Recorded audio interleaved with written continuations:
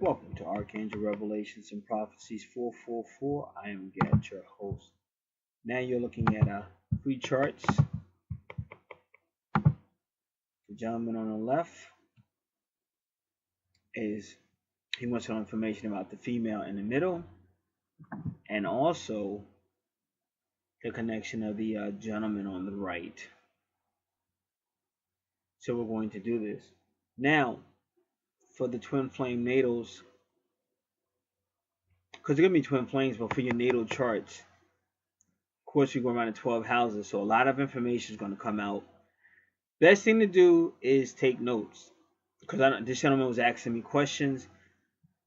Because there's going to be so much information, it's just good to take notes, because a lot of times I cover things and people think I didn't cover it, but it's just so much information, especially with three natal charts, so it can get very old. Did he mention that? And yes, I did. If it's on the chart, it will definitely be mentioned. Now, after you get your reading and hear the chart and have your notes, if you have other questions or if you have other services, we can do that as well. But if you're taking notes and things like that, you'd be surprised how much is on your natal chart, how much information about you, your life, your purpose, past life, future life. Now, I noticed I was seeing 22 a lot on these charts. So that is like the twin flame number. 22 is 1111, 22.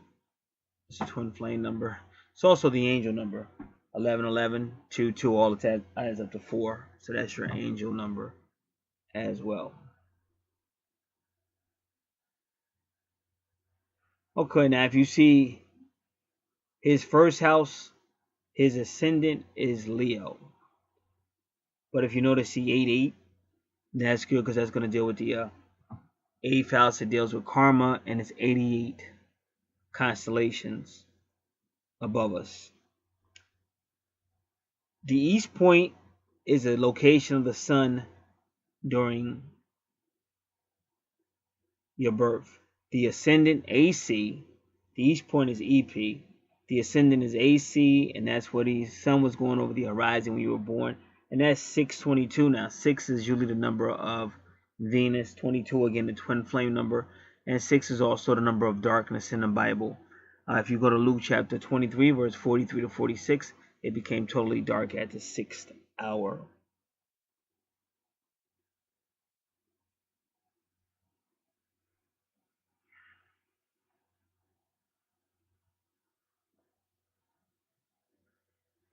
I'll just give you one moment. Okay, so the first chart to the left will always be the one I explain all the houses, all the symbols and signs. But of course, I can't do that for every chart because we'd be here forever.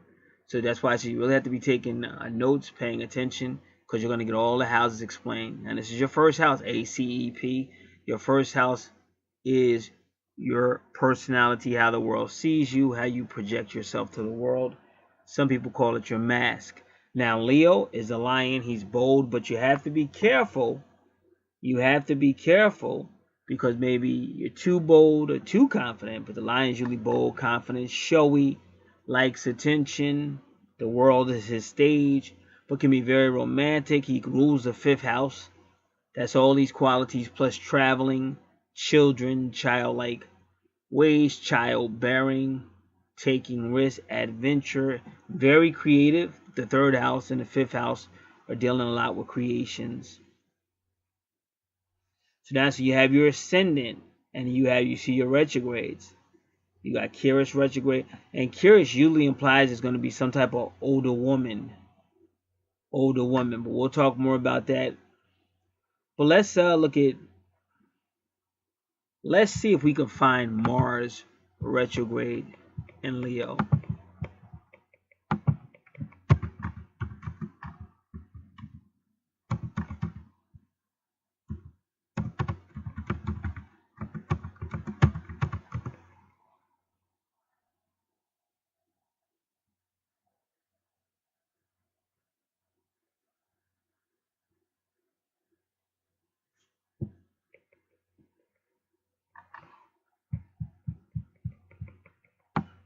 All right, so let's just I see a couple of things taking me to Hindu, so we may read that there.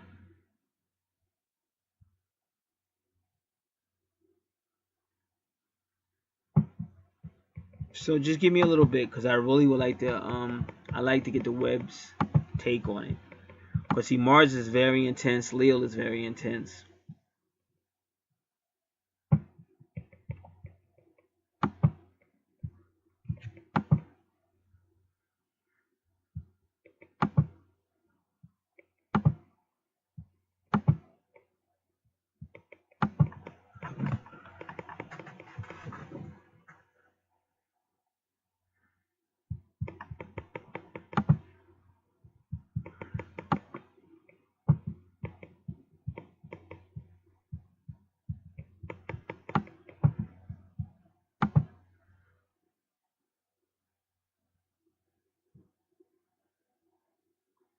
Okay, this is Lynn Coiner.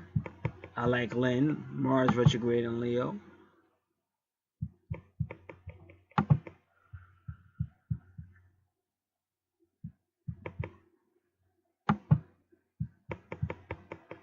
Oh, that's a pretty lion.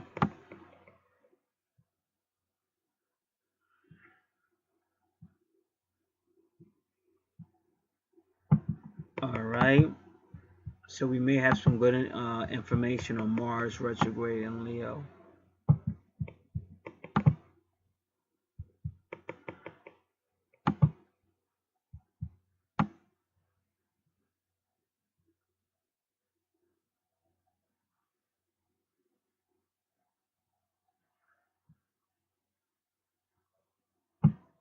When Mars retrogrades in Leo, your lion X is reevaluating his life, and probably doing so with less drama than ever before. The rare presence of true humility could be making him thoughtful and considerate enough for you to try again. Okay, so they're trying this one is a keen.com saying Mars retrograde in Leo means that he'll be more introspective. I don't know if I fully agree with that, but that's what they gave.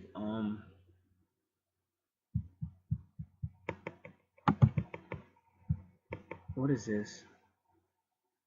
No, I don't. All right.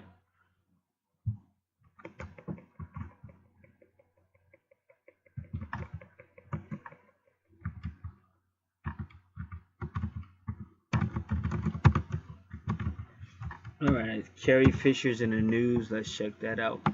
Oh, peace out to Canada. I meant to say that.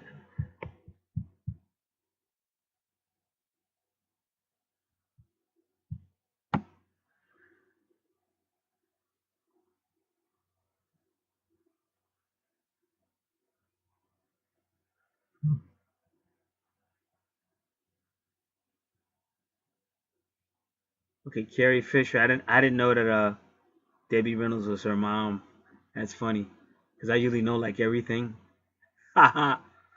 I didn't know that. And I didn't know. I heard Eddie Fisher. If I knew, I would know who he was if I saw his face.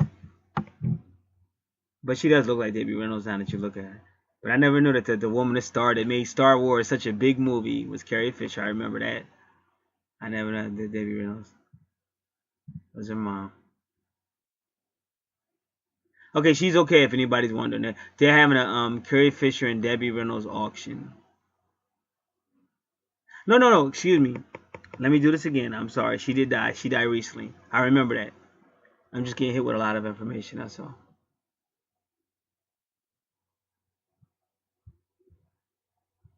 Alright. And she was married at one time to the infamous Paul Simon. Alright. We'll continue with the Mars retrograde in Leo.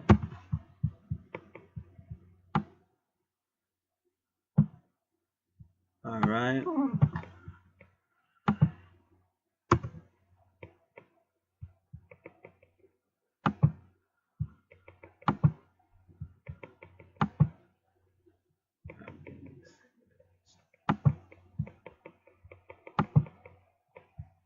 Alright, now this is Sharita Star. Sharita. SHARITASTAR.com.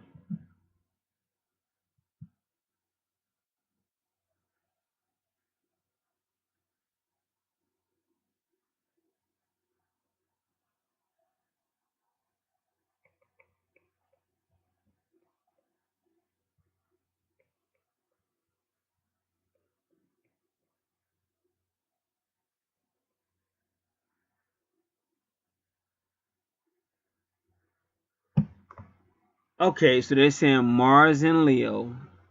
Mars retrograde in Leo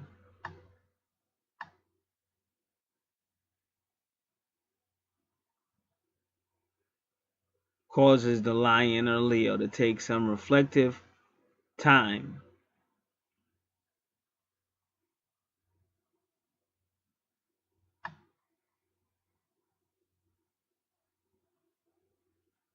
So that means there may be impulsive desires to emerge.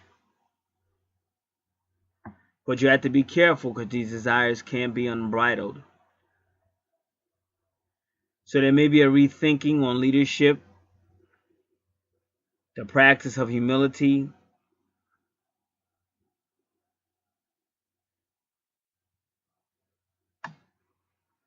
and they're saying you have to work on disciplined energy.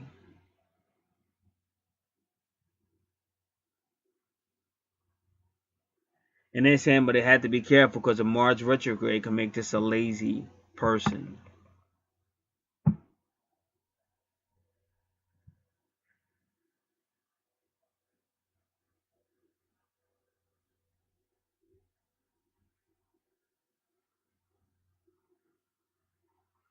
So Mars in retrograde in Leo can bring out the ego, so you have to be careful.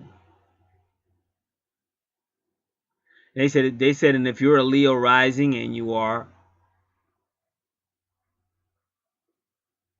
so you really have to check that ego at the door. So they're kind of saying this guy might have somewhat of a big ego.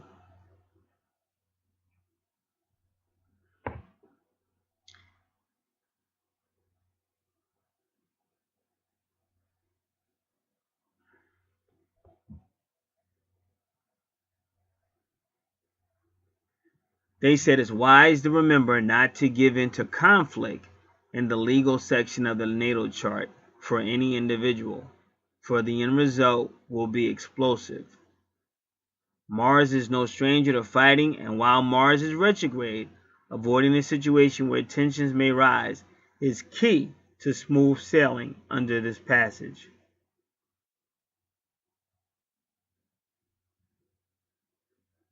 So the Leo piece of the zodiac pie is the area where you can re-examine how drive, courage, and yes, ego-related consciousness in your life may personally need adjusting. So that's what your first house is about. Kind of like getting those things in check, discipline.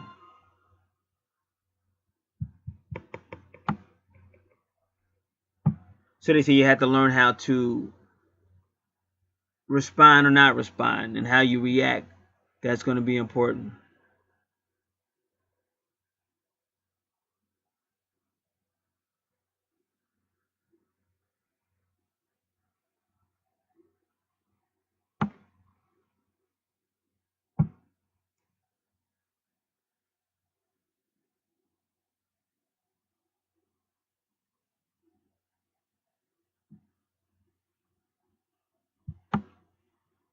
So that's interesting. But again, we're going to keep looking at it.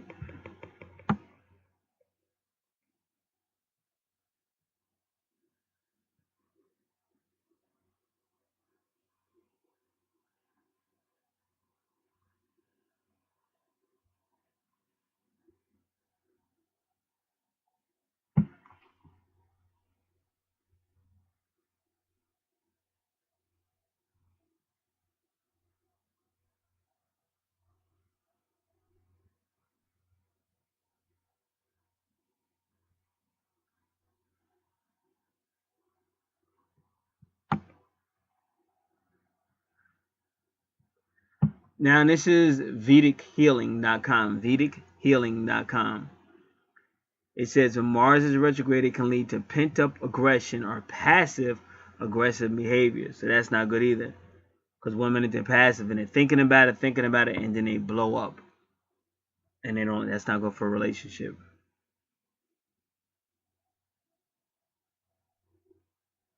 Also, their plans may not come to fruition as quickly as one has anticipated. There may be drawn out battles. Things may simmer for a while, but then they'll boil over. Now it can mess up your blood stagnation, because Mars is connected to the blood and blood circulation, and the Leo also has to do with the heart. So this person could maybe see blood stagnation or heart situations. So they're advising you to monitor your heart and health concerns.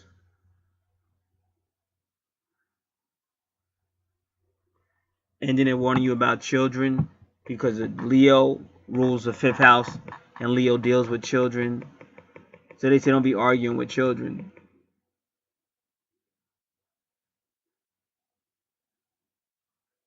So it doesn't want to argue. Said don't argue with children.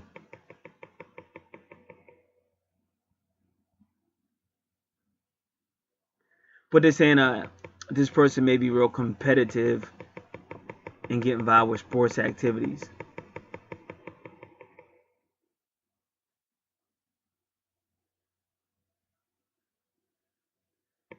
Now it's saying that you could bring in powerful mentors and advisors in a person's life. Because when you see Curious retrograde, it's usually an older woman. Usually. But they're definitely letting you know this person will probably have some type of older mentor.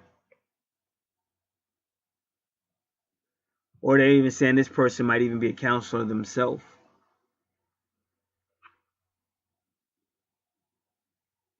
So they say because this is sports and entertainment, this person may be engaged to take risks such as skydiving, bungee jumping.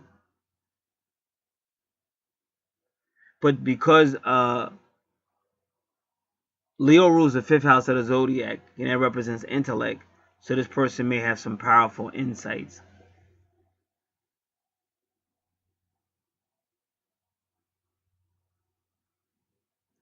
So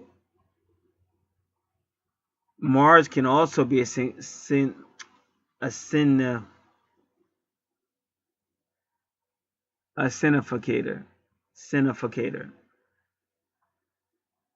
I would just say indicator.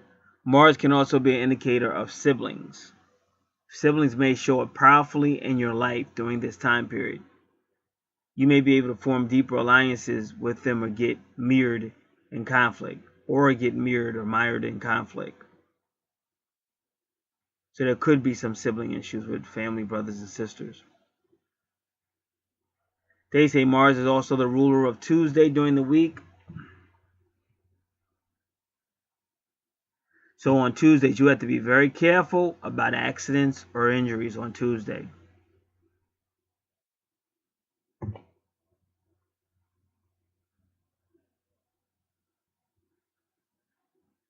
So they're telling you to learn how to cultivate patience, not get caught up in frustration. Otherwise, you may miss the powerful opportunities which may arise.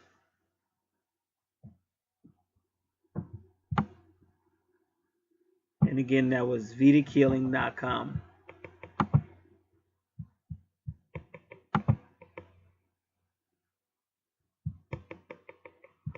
Now this is LynnCoiner.com, Mars retrograde, but I'm concerned primarily with Leo.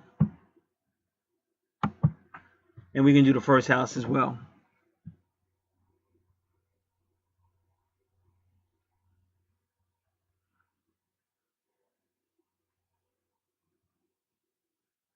When a planet is retrograde, it usually causes you to go internal, to make changes or work on inner psychological level.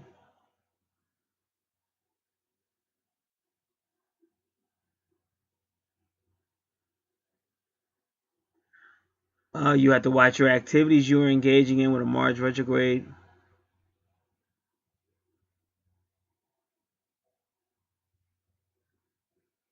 Mars retrograde in the 1st house where yours is, because remember Mars rules Aries. Aries rules your 1st house, but this is all about aggression, forward moving, extreme focus. It's time to work on your self-image with courses of activities that bestow confidence and courage. So you might have an image that's kind of lacking confidence and courage, or at some point in your life you may have had that. So this is what it's encouraging you to do. And that's kind of what your karma would be, because the retrograde can indicate past life. So in this life, you got to work on your your image.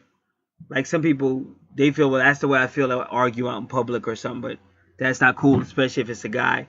Like if you're with your girl or somebody or your brothers or whoever, but they piss you off and you're arguing out in public. So they're saying that denotes insecurity and immaturity. So you want to work on that. So that's what your karma, your first house is saying.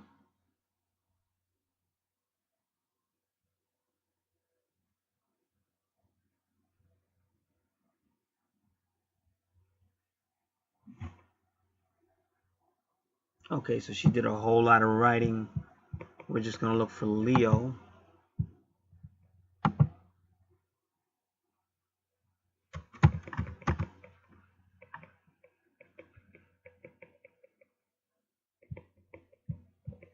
All right, give me a second.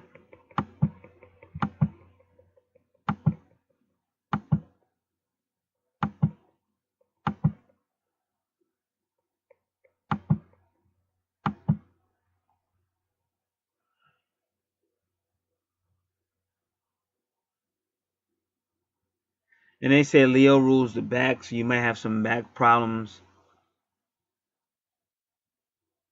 The back will suffer.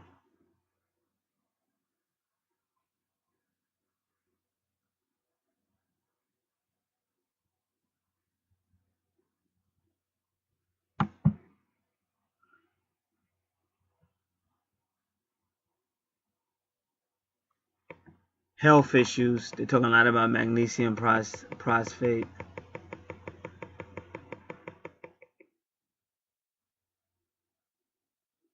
So this could be nerve problems, muscle problems, bone problems, of brain and spine. Nerve ending. Talks a lot about headaches, cramps, leg cramps, possibly stomach concerns.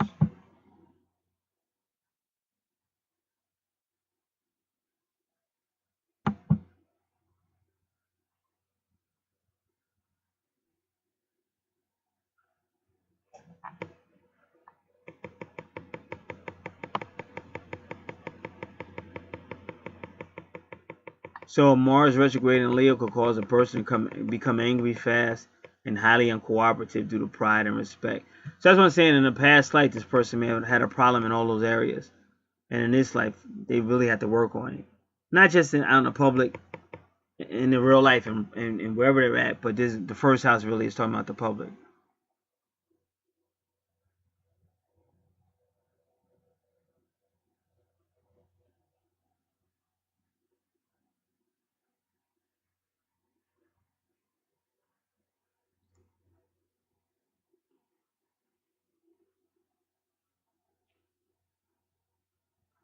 They say, but people with Mars and Leo, well, see, she's saying Mars and Leo, but we're talking about Mars retrograde, so you have to be careful.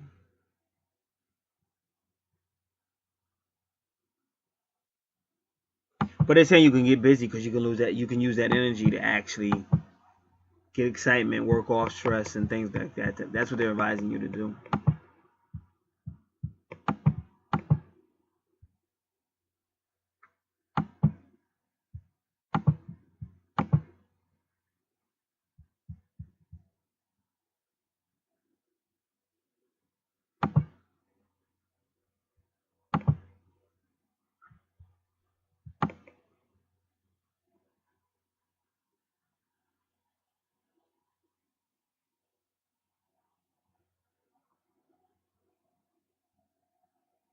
It says Mars retrograde natives are born with the innate belief of healthy competition, but when it comes down to the real test or challenge, they are likely to subconsciously engage in self-sabotage tendencies as the energies turn inward directed at themselves.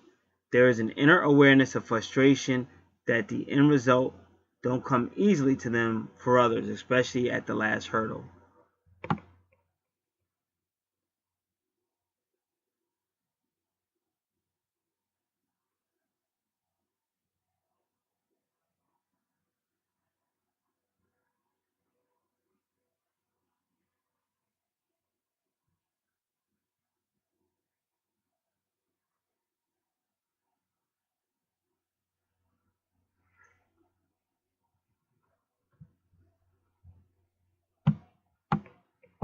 All right. Now this is Melanie, Melanie Reinhardt, Rein Hart, HART.com. Mars and Leo. But again, we don't. She said it, Mars retrograde in Leo. The lion-hearted warrior. Very beautiful. This lion is almost white. Very beautiful lion.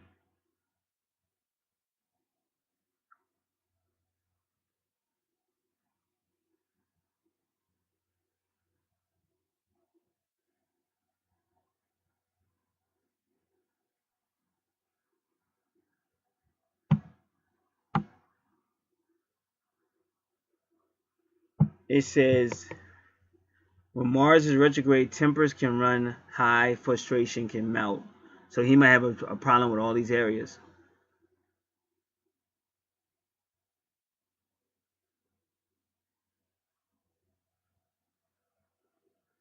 They say, so he has to be careful wherever he goes. Any area that could cause tension or rage, he has to be careful. They say even over the phone, if he's on the phone with like bureaucracy or somebody's giving him a runaround, he might just explode.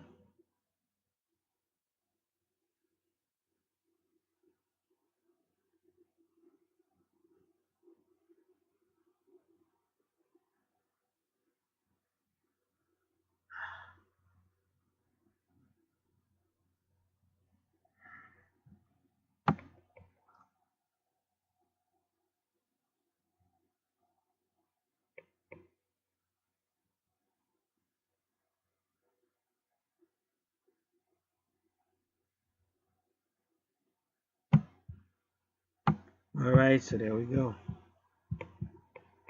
So that is your first house, but now we definitely want to look at Curious retrograde.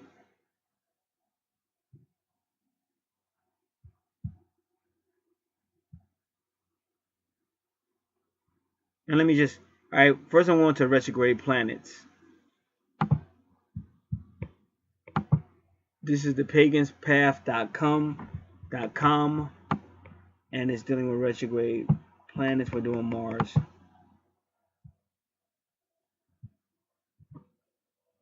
So we already know that about anger and discord, Mars retrograde. But we already know that it can create illness, heightened stress. It can increase in conflicts and even severe road rage. So this person has to work on balance.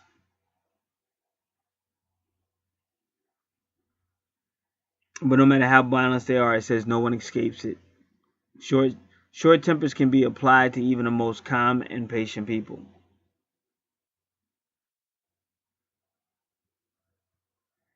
It says Mars retrograde might mean this person has difficulty speaking up for himself. A lack of self-confidence, lack of direction, or other self-imposed emotional blocks could hold you back from achieving your dreams. You probably look at others to fight your battles and are always disappointed when no one steps forward in your defense. You may also have feelings of being the doormat for the one you love.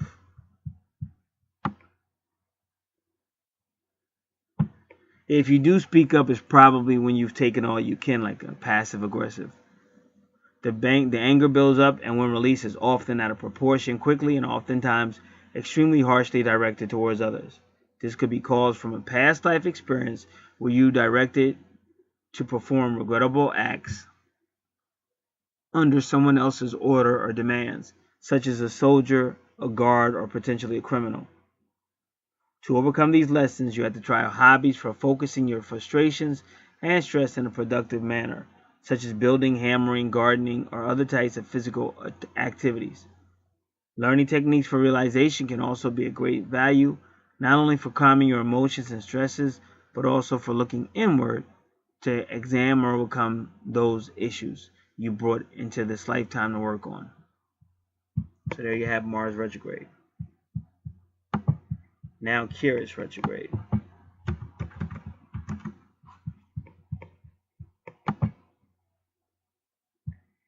All right.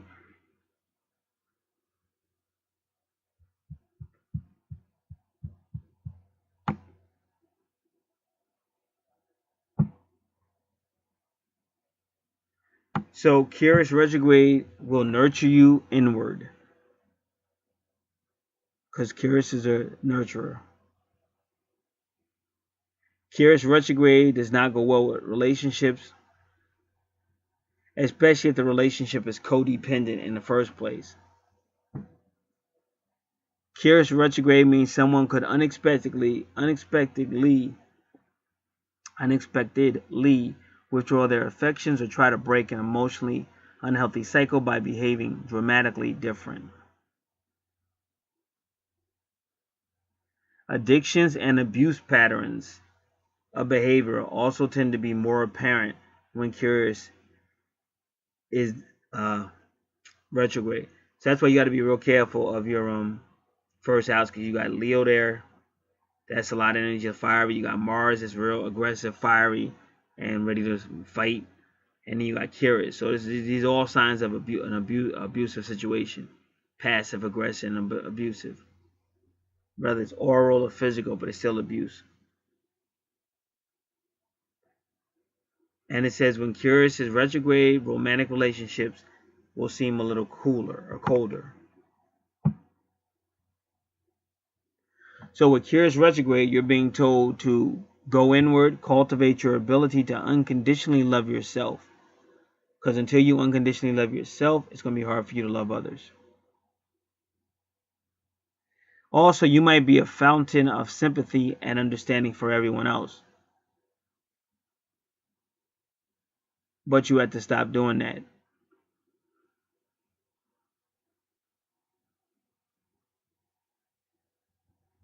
So when you tell them to stop coming to you for all their help and sympathy and help, and that helps them decrease their dependent tendencies on you.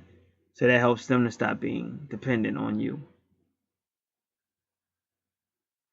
Also, if you got any types of crops or plants, Curious retrograde can mean that your plants or crops may not grow as well as they should.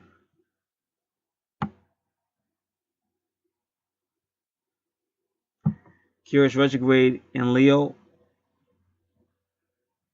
it may mean that an important project is delayed. A project that you thought was a go ahead could be stalled for a while. You may have to be very patient with female relatives and children. You can also expect problems with appliances around the house. And they said it's not a good time to adopt a pet.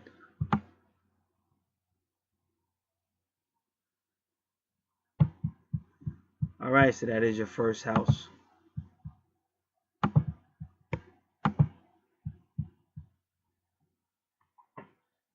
Your second house is ruled by Taurus. It concerns your finances, your possessions, and how you value things. Well, you got Virgo there. Now, Virgo rules the sixth house. Virgo is all about health, service, healing, the home, small animals, small children, daily activities. Now, this person may make money in service. It could be any type of service, healing service, nursing service, even exercising is a service, and any military is a service. Anything that's a service. This is where this person will make their money. We may learn more about this in the house number 6, because Virgo rules the 6th house. But again, you have a Chiron retrograde means that you have trouble healing. So something happened to you, possibly with Virgo energy, that makes it difficult for you to heal. But again, we may find out more about that as we go through the chart. Now, your third house is all about twins and relationships. Your third house is ruled by Gemini. Gemini rules short travel, creativity, siblings,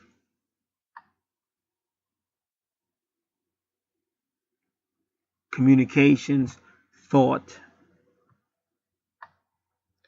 Even somebody keeps wanting me to say poetry. So again, you be very creative. Now that moon in Gemini, but then Libra is all about partnerships, relationships, contracts. Could be open enemies and legal matters. So you have all this going on in your third house. And your moon deals with your emotions, your subconscious mind, possibly psychic abilities. So this person really wants the multitasking. They want the twin situation. They want the couple situation. But Gemini can often mean the earlier stages of a relationship where things just don't work out. They keep going into separation.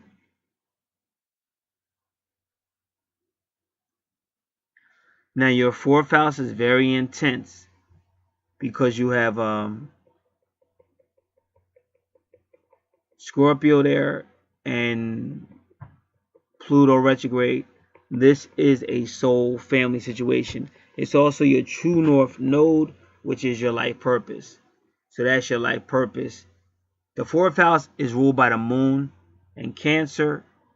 It deals with your family, your ancestors. Now your third house deals with younger education. Your fourth house deals from teenage to adult education, real estate and property, your heart, the automobile, or travel. But you have a very supernatural eighth house connection with Scorpio. So your fourth house is connected to your eighth house, showing that your family is a soul family. And we have to tell you what all that is. But before we do that, for your fourth and fifth house, because it's right on the border, you have to deal with Pluto retrograde. So we want to look that up. And Pluto retrograde can often mean something is taken away. Something is taken away.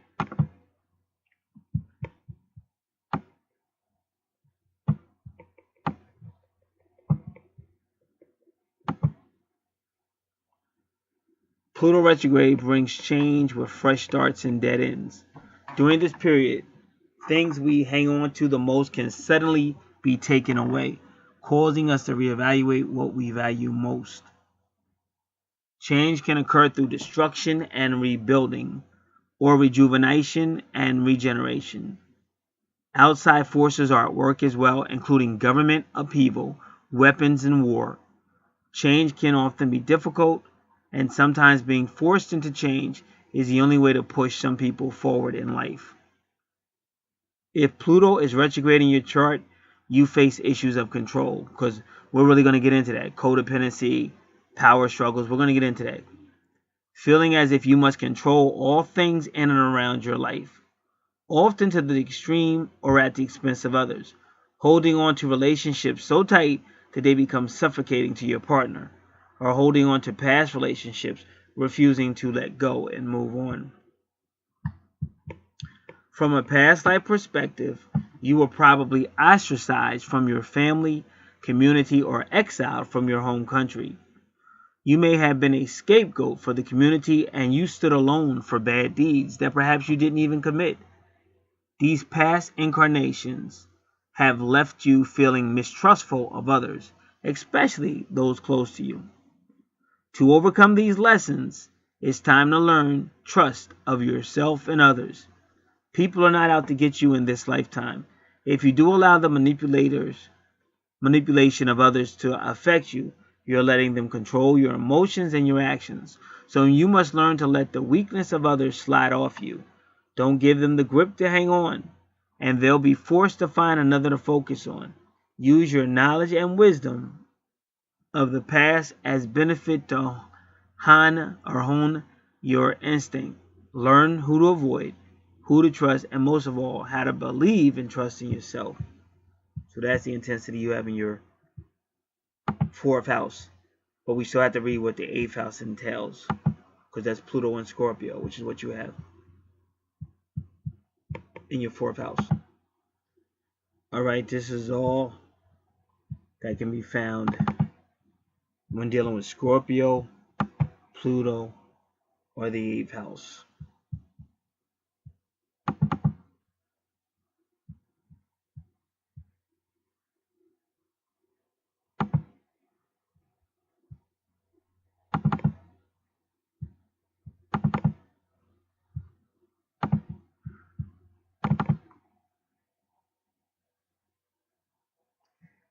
The 8th house is ruled by Scorpio, which is ruled by Pluto.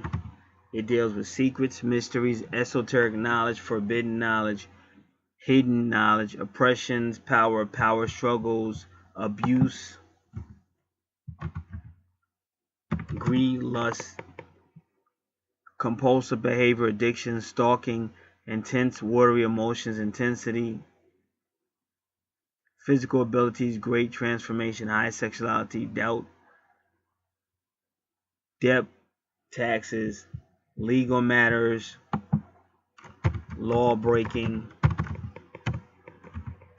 shared resources, inheritance, finances, business karma, other people's money, the soul, reincarnation, afterlife, birth, death, resurrection, rebirth, regeneration, rejuvenation,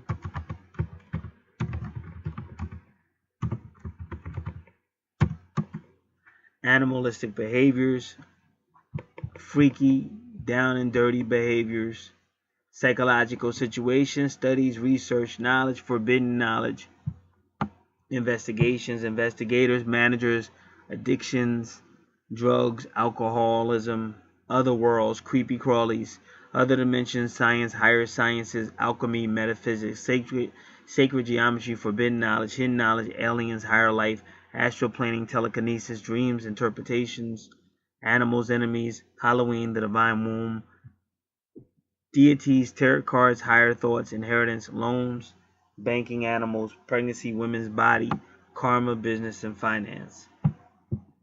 The 8th house rules other people's money and transformations. Other people's money can mean debt, taxes, inheritance, joint finances, spouse or partner, and loans. This house is on the axis with the 2nd house, opposite the 2nd house, and is the axis of money. 2nd house is your money, 8th house is other people's money. So we want to look at your 2nd house again real quick to see what's there.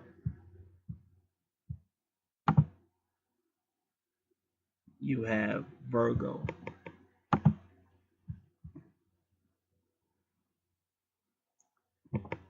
Transformations can be mental, emotional, physical. It can be sex, start of life, pregnancy, process of life, and major transformation in a woman's body, and death, both literal and figurative. The more serious side of life and deep thought are very 8th house. The 8th house also tends to be misunderstood a bit, seen as depressing. This house is one of 3 relationship houses. 5th house is love. 7th house is commitment. 8th house is sex. The 8th house is ruled by Scorpio, which is ruled by Pluto. So you got all that going on in your 4th house, but it also that's going to connect to your 8th house. And again, you may lose something in your 4th house of family. All those stuff I named them in the 4th house, because Pluto retrograde means something is usually suddenly taken away, forcing you to change. You get attacked outwardly, it forces you to change internally.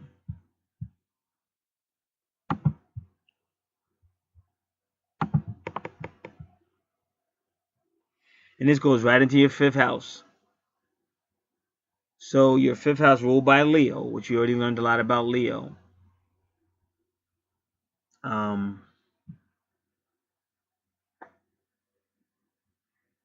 So this person kind of likes to travel. They may even do long distance travel, short distance travel, but they may actually astral plane. Because you see how that 4th house is leading him into the 5th house. And see, Sagittarius is like travel. It's foreign things, philosophy, strange things, foreign things, even stuff that has to do with aliens, UFOs, or foreign matters. It is education. It's like higher education. But because of your fourth house and Pluto, it could also deal with education and occult stuff, esoteric stuff. And he may find a way to make that kind of stuff entertaining to people, fun to people, because somehow he's making money in the fifth house. And also, his fifth house is going right into the sixth house with Juno. So that's interesting. Sagittarius in the fifth house.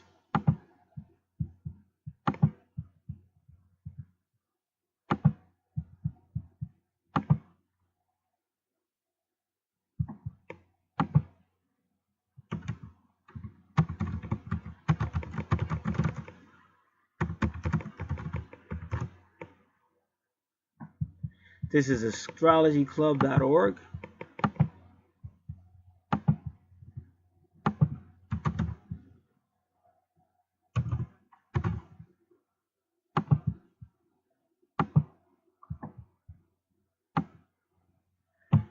With Sagittarius' passion for adventure and exploration, you find the most pleasure and joy in your recreational pursuits when you are free to be, do, and go wherever you please, whenever you please, however you please.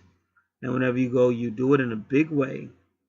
There's either a large group of people or there's a big experience and possibly a big price tag. Because you see Jupiter right there, and Jupiter rules Sagittarius, and that's all about expansion. And it could be big finances, but also big expansion. So it's a long distance trip, or it's a trip with a hefty price tag. The small way is definitely not your way. Every time you have a particular experience, the next time you do it, you want it bigger and better than before.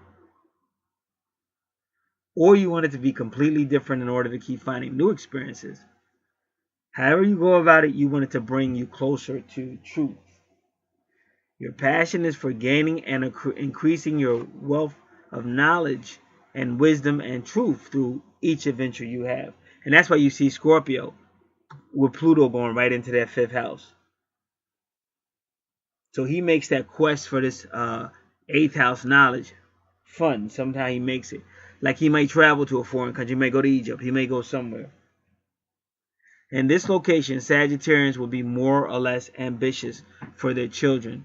Might even expect too much from them. So you have to be real careful with your kids, because with that Mars, this is still a fifth house with Leo, and you could maybe overreact or maybe be a little too hard on the kids. And remember, the fifth house is supposed to be fun for the kids, not going upside their head, not trying to tell them what they did wrong. And because we know a lot of parents mean well, but sometimes they're just overbearing parents. Like if your kids are in a game, if they're playing a game and having fun and stuff, remember that. Don't just try to make them the best player out there, fighting the coach or getting, because you're acting like it's your game. It's actually the child's game if it's their game. So let them enjoy it. Let them enjoy their youth, because they can't get that back. Your passion for gaining and or increasing your wealth of knowledge and wisdom comes through each adventure you have. They are very proud and these Sagittarius in the fifth house are very proud and would expect their children would be a reflection of them as parents. Since Sagittarius is also a gambler, wow, the gambling instincts must be curbed. So that means you might even be a gambler, and that means you're willing to take those risks, especially in the fifth house. That's a risk house. So that means he may have won some money, but he may also lose some money. It is a location of Sagittarius that can bring in or emphasize the creative qualities of the Sagittarian mind. Also with Sagittarius, there should be creative techniques developed in relationships to the extent where the Sagittarian could be a stimulant to the mind of man. Since it is a creative position here for Sagittarius, the caution would also be given out to others as a result of the creativity. There is sometimes a feeling of not wanting to cast pearls to swine, and this type of snobbishness is a factor to be avoided. it is in fact not creative.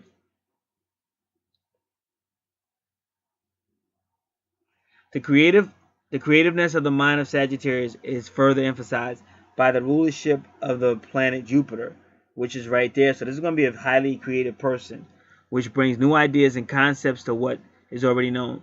Jupiter brings an affinity for knowledge and offers an excellent location to be creative in the way this knowledge is presented for the understanding of others. While gambling with money is a tangible and easily recognized situation, there is another aspect of gambling which is perhaps more serious, yet often overlooked. Sagittarians often gamble with life itself. Like I said, jumping out of planes, bungee jumping. I already said that in your first house. They tend to take chances which could emphasize the opportunist. Money can be recouped. With life, it is not so easy. So this person is ready to take those risks. And if you ever hear like a real creative person, they believe in themselves, and they finally get somebody to invest in them, and they make, because there's like stuff like Spike Lee and people like that. So this person's kind of like that, and they're really going to be big on eighth house matters. Everything I read in that eighth house, they may be very creative in those ways, whether rapping, poetry, movies, acting. So that's why when you get your natal chart, it's good to take down everything, not to get offended. Because somebody says, oh, I didn't like what you said about me in the first house. But now you kind of see how your first house is tying into your fifth house. So you just got to be like mature enough to deal with the whole chart. Get through the whole chart.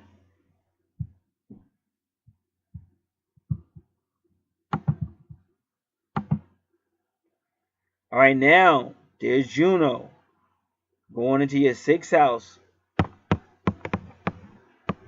So now you coming out of your fifth house, which is fun and Sagittarius, maybe even education. You may actually find a person coming out of your fifth house, but now your sixth house where Virgo is, and that's also, you got the Chiron retrograde in the second house, because that's Virgo. But you get hurt. But here's, you're gonna meet that person probably in that number 13. If you know the 13th sun, 13, and there is a 13th astrological sign called, I call it Ophiuchus. I don't know if I'm pronouncing it Ophiuchus or something. But that's the 13th astrology. We don't deal with that yet in this system, but we do believe that as this system comes to its end and God's real people are given back their authority on this planet, they'll start dealing with that 13th astrological planet. But it is real small, so even on your natal chart, it only covers a real small spot. But you got that 13 there, and that's also where you would have your number 17 is a number of Magi priest, but also karma. So your vertex, that cross, is showing you're going to have a significant meeting and a significant event or a significant breakup in this house. And it's going to be with Capricorn energy. It could be at work. It could be a career and reputation as Capricorn. It could be your 10th house. Their sign might be Capricorn, but this is kind of like the person you're going to meet, possibly your soulmate, possibly your twin flame. And if you look at her chart to the right, same thing. There is Juno with that whole Sagittarius, Capricorn, Neptune, Uranus. So you can see they're definitely soul mates. Now let's explain the difference. Our world, anything physical and material is not a reality. The only thing reality is spirit, which is eternity. But spirit desires to come down into a physical world. In order to do so, spirit creates a soul. So everybody on that soul, or on that soul, is like a big old dough of pizza. That is a soul family, the whole thing. But now you start cutting that dough of pizza up into 8 slices. You send 7 slices down, so your soul group or your soul family just got sent down into the material world, planet Earth or 3rd dimension. Now the last piece, the 8th piece, gets cut in half and sent down. That's the only one that's actually a twin soul. See, the rest were soul groups and soul mates, and they're all soul family. But that's a twin soul. One soul in 2 bodies. So a lot of times you see soulmates. Like I know for a fact, the guy on the left and the woman in the middle are soulmates so far, but we haven't finished the investigation. But so far we can tell they're soulmates because of the Juno and the vertex cross. And that's where it's going to get interesting, probably.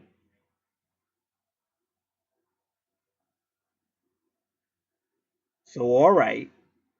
Now we have to remember Virgo rules the 6th house. And I said he probably makes money with Virgo. Well, here comes the service again. But not only is the service, we already explained what's in the 6th house when we did your 2nd house. But now you got Capricorn here. That's about career and reputation. So now they're meeting this person in some form of service, which involves their career and reputation, certain service, home, children, possibly animals. And now Neptune is idealism. So they're very, like I said, creative, very idealistic. Also, they're innovative. Him and her, or him, one of them found out a way to make business from some form of service. And that's where they're making their money in too. But they were more than just partners, because they hurt each other. Well, at least he got hurt. He's got the Chiron retrograde. And if you understand, her Chiron is in her 2nd house too. But I don't think hers is retrograde. But whenever you see that, there's a possibility that she got hurt too. But you know for a fact he did, because they showed a retrograde. Sometimes people just forget to put the retrograde. It's just one of them things. You gotta let the chart tell you. But he got hurt. But they found an innovative way of service and healing. And that's Neptune, and very idealistic, and Uranus is very innovative. Even could be high technology. So he made that in the Capricorn, or career. But he also was, his partner was probably her, because that was a vertex meeting, or she had a significant place in his 6th house for Virgo, and that's why he got hurt with Chiron retrograde. And number 23, that Chiron retrograde is 23 degrees. That is a number of Sirius, the Sirius constellation, because most of us are connected to the Sirius constellation. All right, so that is his 6th house. Now we're going into his 7th house, which is relationship. But you have Aquarius. Now Aquarius is all about using my knowledge to help other people. So this is your partnership, ruled by Libra. It's partnership, relationship, law. So he may have had some type of Aquarius partnership with Venus, because remember, Venus rules Taurus and Libra. And at 17 again, once again, karma. So he may have had some type of Aquarian relationship of love. Because Aquarian means they want to help the community. They want to find innovative ways to help the community. Now, when you go to her, she's in Virgo. So her ascendant is also Virgo. So that's another reason why you see a strong Virgo presence on his chart. Now, in her chart, Virgo and Vesta work together. Again, deals a lot with the priestess, the Magi. And 27 is a big number for her. But now, in her 6th house is Aquarius. Now, are they talking about him in her 6th house? Possibly. But now we got to jump over to this guy and see what's going on with him. 1, 2, 3, 4, 5, 6, 7. See how his energy is sucking in? You see how his is Capricorn? This is why it makes it hard for the ladies. So fellas, I want you to really listen. I'm talking to you man to man. This is hard for the ladies. Now look at the Capricorn. Just follow Capricorn. Looks like a 76. You notice how you see Capricorn? You see Neptune. You see Uranus.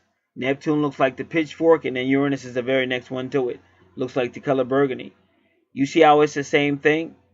Now, from a woman's point of view, that can be real difficult. You understand? Because women, they work off energy, and they can pick things up. I've been with women that knew I got mad when I didn't show it. Like, so I was just thinking about something, I just got mad and thought, and immediately 2 different women that one I was just working with, but she kind of liked me, but she always sat with me. The moment I got mad in my thoughts, she said, "What's wrong?" And she was from the Caribbeans. And then another woman was from Kenya. I used to date her. And she would know, like, if I got mad, if I just thought it, she could sense the energy. Just like if you're, some of you guys might know, but if you're staring at a female, she can know. If you know how many females I have stared at that I was too far away from, say I was in a traffic. Let's just say one time, I'm in traffic all over. I'm going eastbound, she's walking northbound, but there's traffic on eastbound, southbound, westbound, and northbound. And all that traffic, she knew I was looking at her and all those cars. So women have things. So this is what men can't understand. See, it's easy to get mad, but you have to learn how a woman really operates. So she's getting hit with these symbols and stuff. That's not fully her fault. If you look on the chart, it's like they're twinning each other. They got this strong Capricornian energy with Neptune and Uranus. So you got to keep that in mind. Now, so you got this vertex cross, which can mean a soulmate. That's what I'm trying to tell you. Now, when you count her house, it takes it. Go to the 8th house. When you count his house, go to the 8th house. 1, 2, 3, 4, 5, 6, 7, 8. And there it is. There is Aquarius. So that Aquarius could be him in the 6th house with the Virgo energy. But it could also be him because the vertex is a soul. Could be a soulmate. It could also be a twin soul.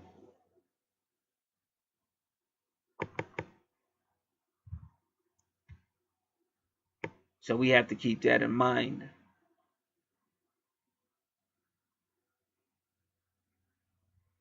So now Venus is about, in his 6th house back to the left, Venus is about love, finances, diplomacy, forgiveness, fashion, having fun, beauty. 1, 2, 3, 4, 5, 6. And that's in his 7th house.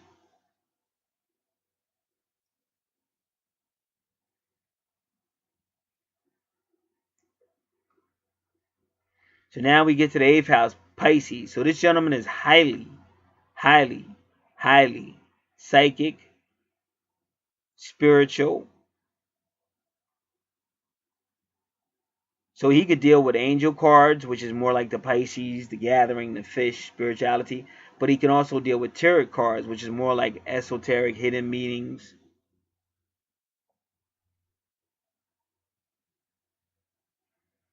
And he's a great communicator, and his mind is impeccable. He has a great mind. We've been proving that all throughout the chart.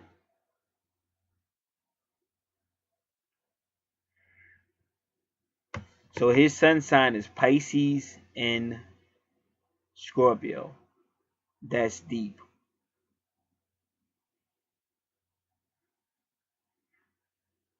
Both Pisces and Scorpio, which rules the 8th house, are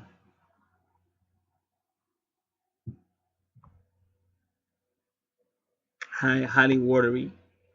But that's where you get that intuition from too, sensitivity and feelings. So we already read what's in your 8th house. We're not going to do that again.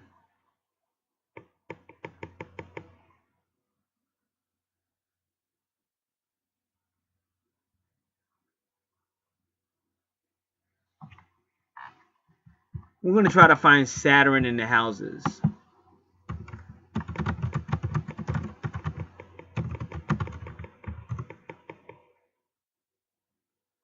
Okay, so we got a few things going on here. Give me a moment.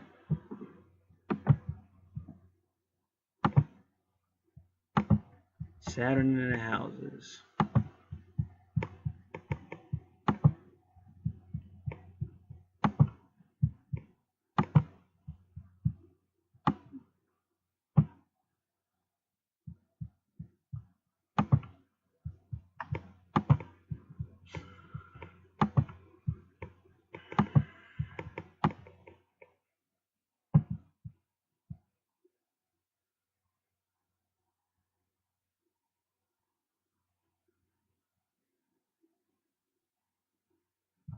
Alright. I really shouldn't mess around with angel fire, but I am, just out of curiosity. Alright, it is there.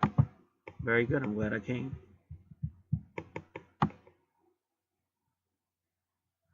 All right. This is angelfire.com. It basically says, if you want to find this website, just go to Yahoo search, type in Angel Fire, Saturn in the houses. Do try that. See what happens. Or Saturn in the signs. So we're going to do Saturn in Pisces. These people can have a self-destructive tendency. They often put the needs of others before their own, because Pisces like to sacrifice. They also do the work of others for them, especially when others are not doing their job, taking all kind of abuse. And they already say he might have like a feels like he's not getting back what he's putting in. There can be problems with the feet. These placements give a strong tendency towards perfectionism and self-criticism. So like I said, you got to really watch your health.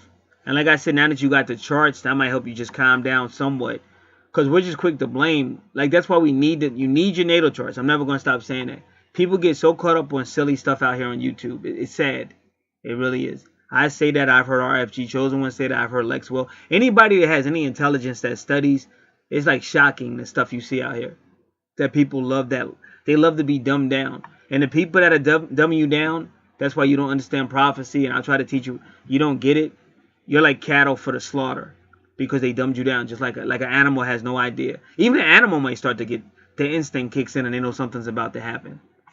Like tonight, this was Columbus Day, October 9th, 2017. At sunset, I saw both the suns. But the sky was filled with clouds. And I could look due west, there was the sun. But then southwest, there was some that pinkish. They call that plasma, but I hear plasma's invisible. But they say around that other sun, the second sun, or they call Nibiru, you can see the pink plasma. I saw all that, and you can see two different very strong lights. One was due west, and the other one was southwest. But there were two different lights coming out of them clouds. Like if those clouds wasn't there, you probably literally could have saw two suns. So people see this every day, but they keep on living their life like nothing's changing. But that's what happens when they get dumbed down. Okay, so now we want to do Saturn in the 8th house. So people that have this placement, Saturn in the 8th house, they have lifelong poverty, and the poverty can be extreme. But how you can be, if that's true, I'm not saying it is, because I don't think that's your case, but just work on your 5th house, because that's where Jupiter is. In some cases, there is lifelong debts that prevent these people from ever owning anything or from attaining any financial security. Those with this placement should stay out of debt as much as possible. These people do not like to owe anyone else anything in the way of doing things. They would rather do the near impossible for themselves than ask for help. People with this placement do not like being dependent upon anyone. They must feel self-sufficient. Saturn in the 8th house can give a long life. Don't forget Saturn is also about karma, with one dying from natural causes.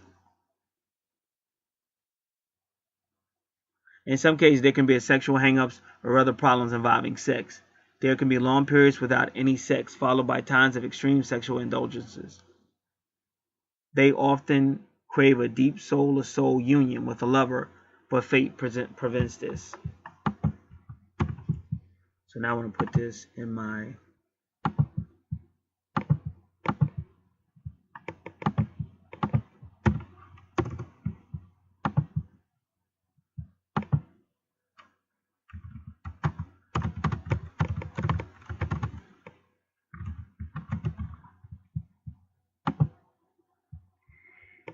Alright.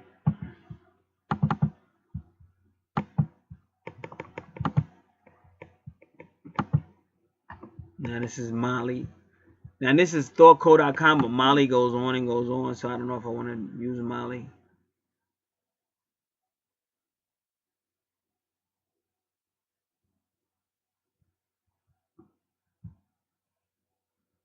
Alright, let's just see what she's talking about. We'll come back to this. Is Molly Hall. We'll come back to Molly in a little bit.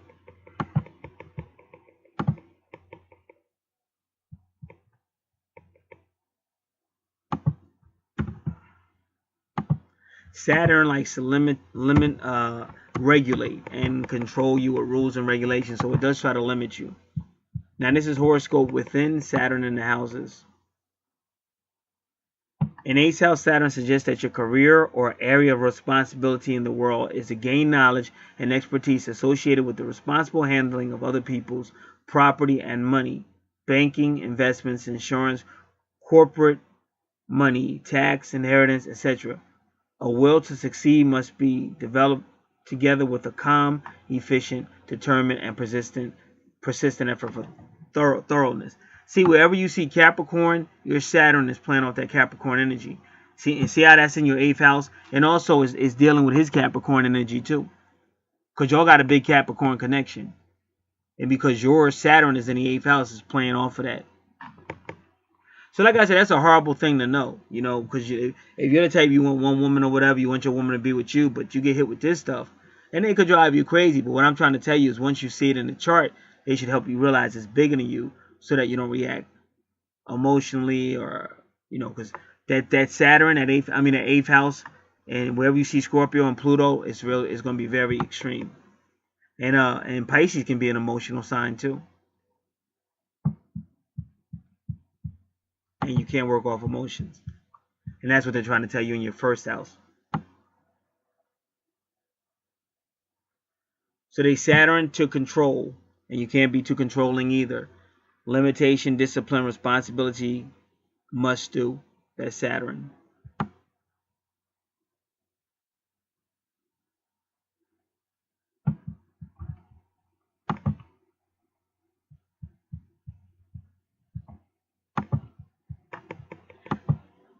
Name of this website is transfermind.com. Transformind.com. And that's the number 4, transformind.com. Saturn in the 8th house.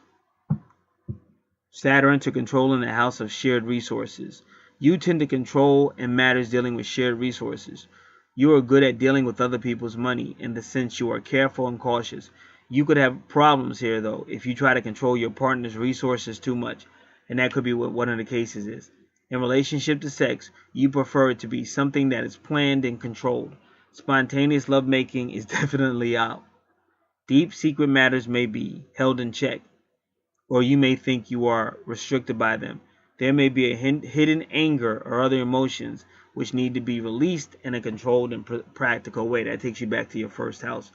Because you have a practical good sense, you are able to deal with deep issues provided you have the self-control, confidence to allow them to surface. You have a great power to suppress things, but need to relax the grips a bit to prevent explosion of wrath.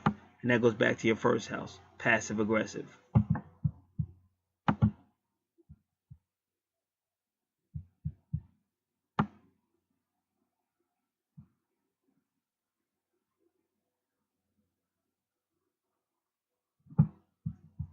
Okay, signs and health. Let's do this.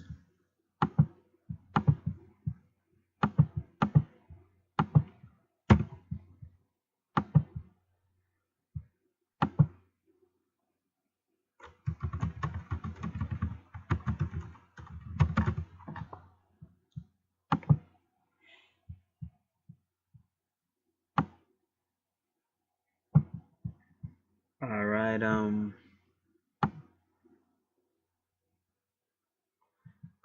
let me see.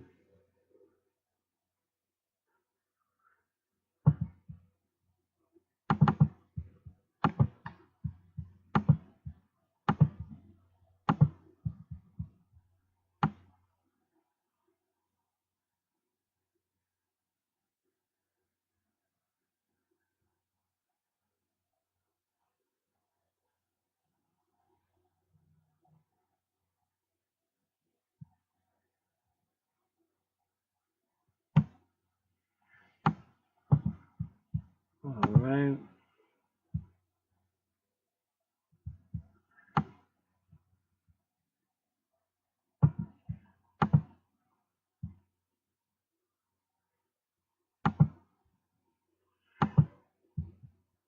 This is another one. Saturn in the houses. I think we've done enough of that.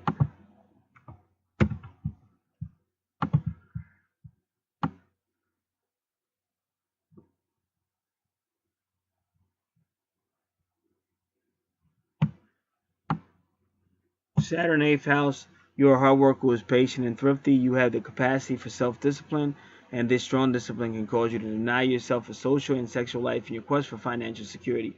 Transform this desire into seeking soul growth through an understanding and wisdom, which can perhaps be best obtained through relating to others in partnership relationships. For what does it profit a man to gain the entire world and lose his own soul? There can also be issues concerning abuse, sex, and power. A deep sense of hurt from the past may also be felt. Limitations, obstructions, and problems may be experienced with inheritances, other people's money, others' sex lives, one's sex life, taxes, and insurance. Attitudes towards sex may cause difficulties. A strong sensual nature requires restraint. And it could be legal problems. That's why you see a lot of Libra on these charts we're talking about. It could be legal problems as well.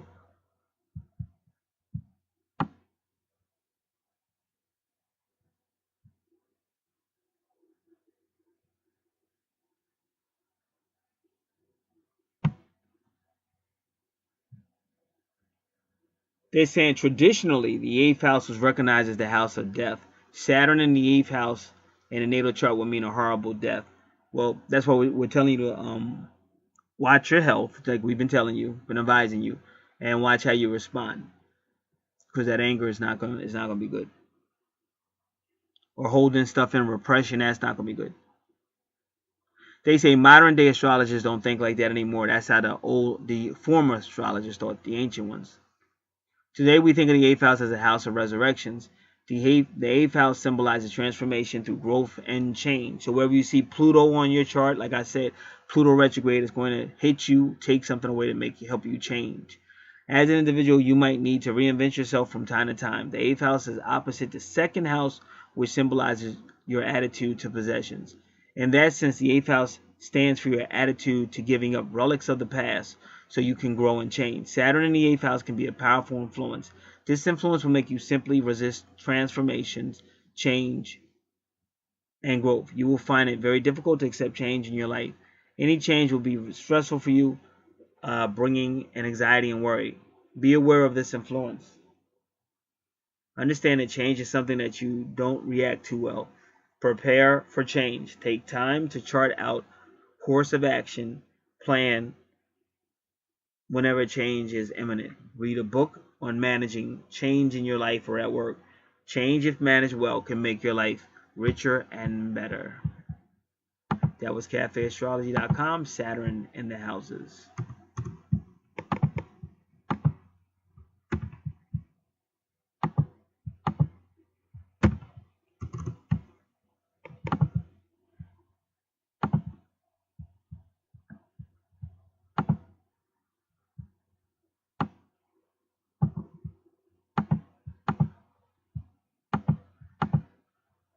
Okay, this is Molly Hall. I want to kind of read through this.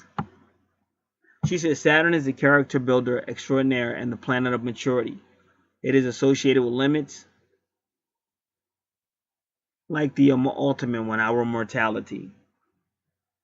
But along with Father Time, the Seath, and the Grim Reaper, it is a planet of wisdom. Because karma deals with lessons. I mean, Saturn does deal with lessons and a lot of times karma. Not cleverness or being able to parrot back what's been taught to you, but wisdom from your own experience. So that's what Saturn is going to teach you in your 8th house. Saturn is a planet that represents the walls we bump into, the ones we create for ourselves. And to be fair, a lot of those walls come from society, like pressure to conform. We might put a negative spin on Saturn, but it's got many expressions. We need Saturn as the pressure we feel to make an effort and move slowly toward tangible goals. The Saturn crossroad points to a wake-up call that alerts us to the reality that time is marching on.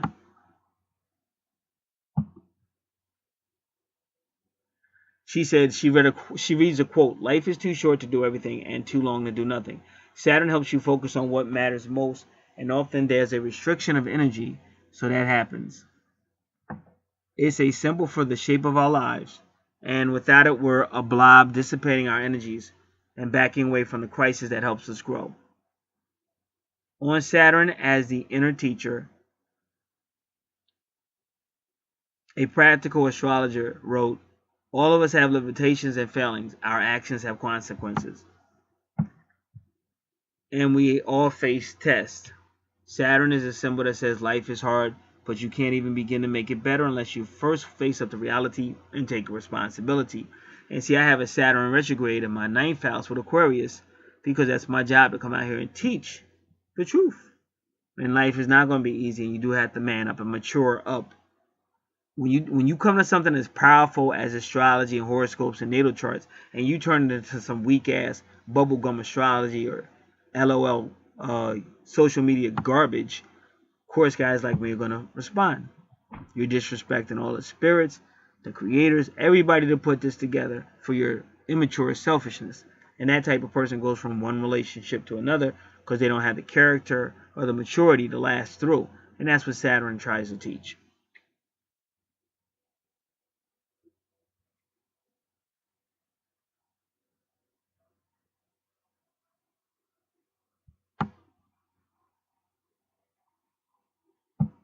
Saturn is a planet of trials and tribulations, but when you face with, give you a sense of confidence that's hard won. That's when you can claim to have proven yourself, most of all to yourself. But others can sense this and respond to someone who wears their experience with authority.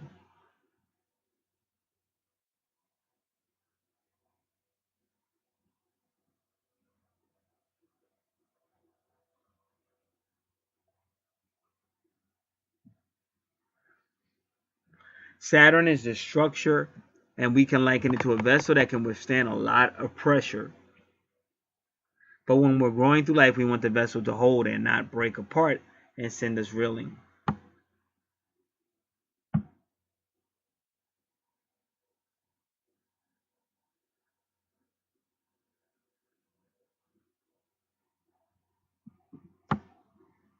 Saturn in the first house, well, we don't have to read all that.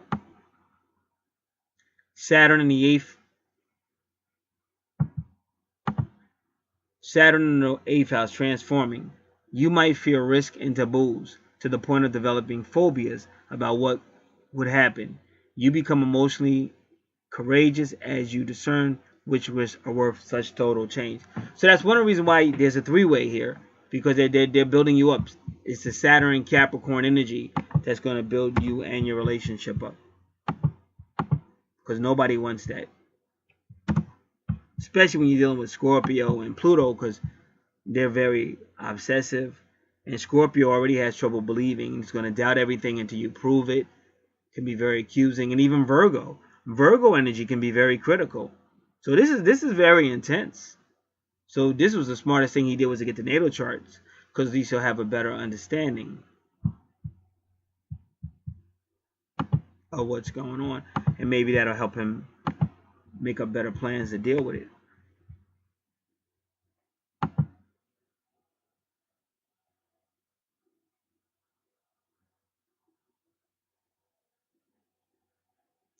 So now you're going to have to calm down, because Saturn will try to lay the rules down. And you might even try to base it on spiritual reasons, because Pisces is right there. But the 8th house is not really about laying the rules down as much. Saturn is trying to make you stronger so that you can go through a situation you don't like, but still go through it maturely. But it's not trying to control it. You got to really, I said this is about karma. Your lesson in your 8th house is, wow, this shit is fucked up, but I don't want to bully anybody. Because I learned that. Because I was real, like when I was younger, I was a Leo every sense of the word. So I had to let it go. To the point, don't think I'm a sucker, but I'll let shit look a certain way now. Whereas before I would have never let somebody get away with certain shit I let them get away with now. But that's because I learned. And it's not about what they think or feel. It's about me walking with God. That's more important to me. So that's really this Pisces. That's a real spiritual man. He's not really worried too much about what other people are thinking. He's walking with God. All right, now we're going to do your part of fortune, is that circle and that X. But this is what we're going to do. Part of fortune in Pisces and part of fortune in your 8th house. And we will probably do part of fortune in Saturn as well. Give me a moment. This is acting funny.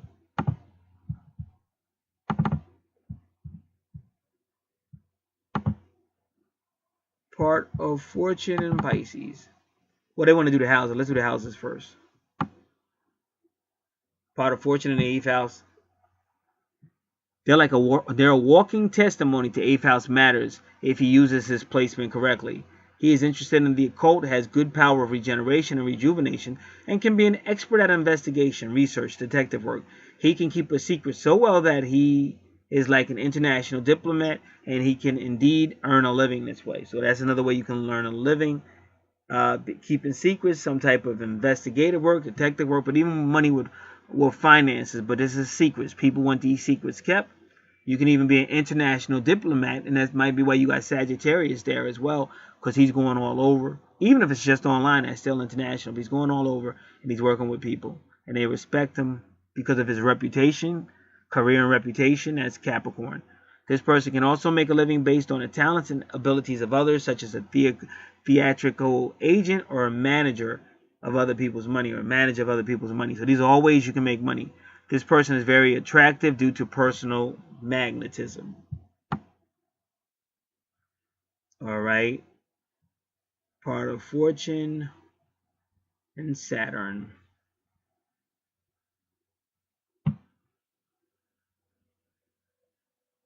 Because your Saturn is conjunct your part of fortune, you have the potency and positive attributes of Saturn.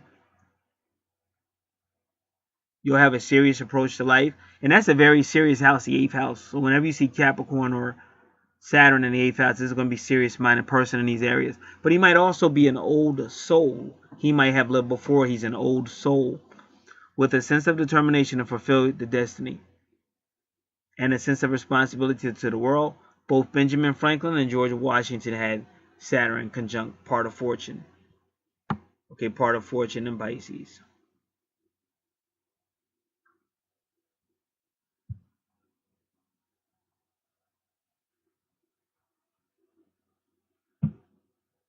He's spiritual and mystical, just like I said.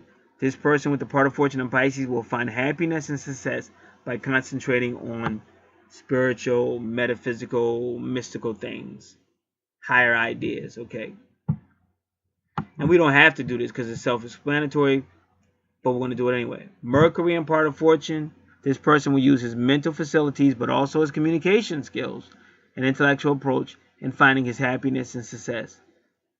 He will find it extremely easy to communicate, either in speech or writing. And this is why people are going to be willing to pay you the big bucks, because you understand this stuff.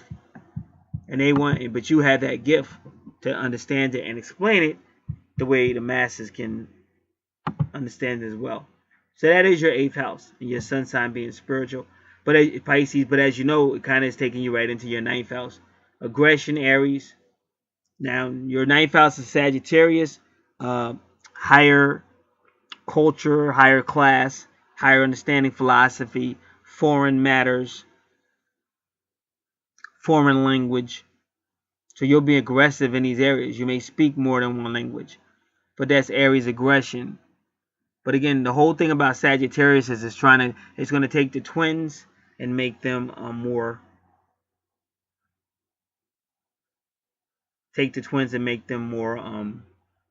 together, more mature. They'll last longer. Now, your second house, your 10th house, they go to that 13 again.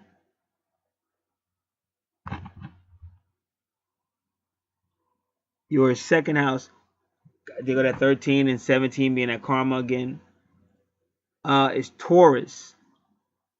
So you know all about value. So Taurus deals with possessions and value, taking you back to your second house. Just really quick, Lilith retrograde in the 10th house, you have to be careful of scandal.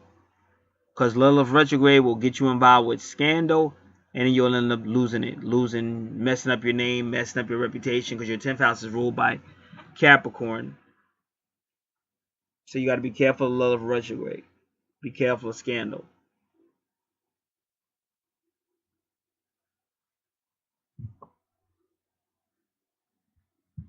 You also got to be careful with investments, because Taurus can be very naive. And somebody could pitch an idea to Taurus, and Taurus will jump on board without really studying the facts and things, and also lose a lot of money. So you have to be very careful in your ninth house.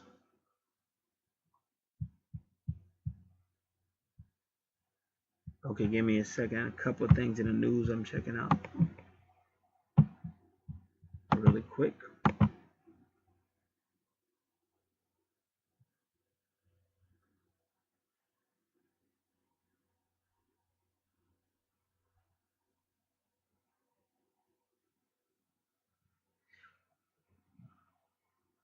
All right. We'll leave this here.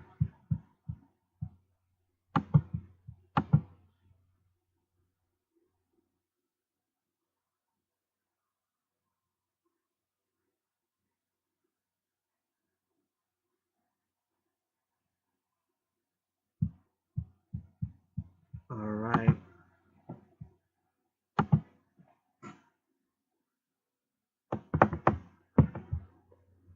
Okay, we're about to see. Okay, Taurus in the 10th house. Now remember, Taurus can be very strong. They're loyal lovers. If they really feel for their lover, they're loyal lovers. So your status is going to mean quite a bit to you. In fact, your primary purpose in attaining and increasing your financial and material resources is likely to show them off and elevate your public or personal status. Your public image is rooted in your professional role and the material resources you acquire as a result of that or those roles. So others will measure your professional credentials and your public credibility on your outward expression of your financial and material styles. So this guy's going to be somewhat of a showboater.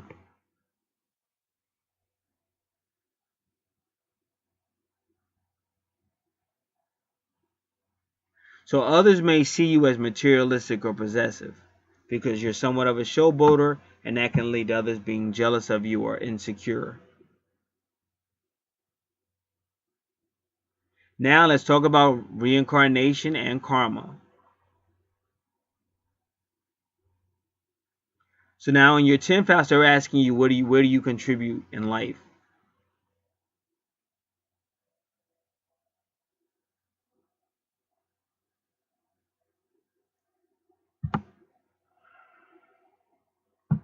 So Taurus in the 10th house implies that in a past life that you've always taken from life, receiving but very seldom giving back.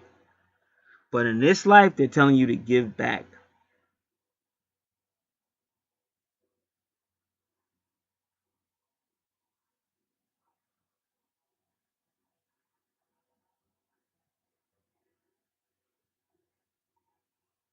I believe both Capricorn and Taurus are earth signs.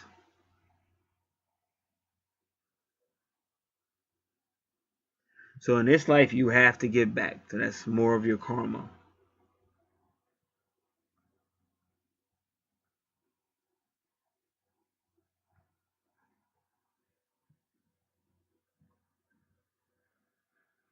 So they're telling you to learn to give of self and live unselfishly.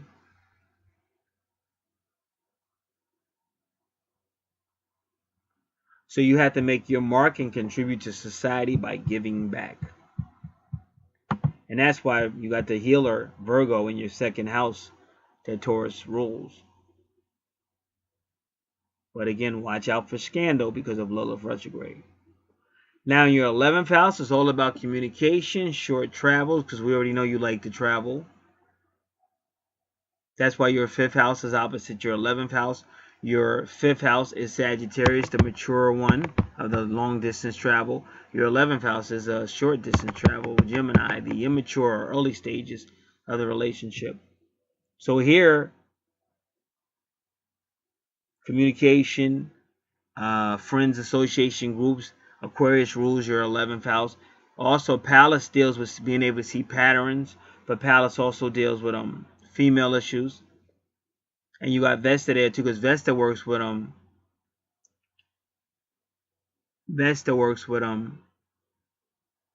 spiritual matters. and the home.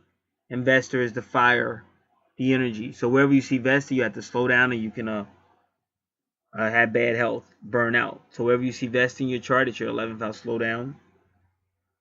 Communication and community, creativity, mental efforts. And Vesta works with Virgo for spirituality too, even for the home.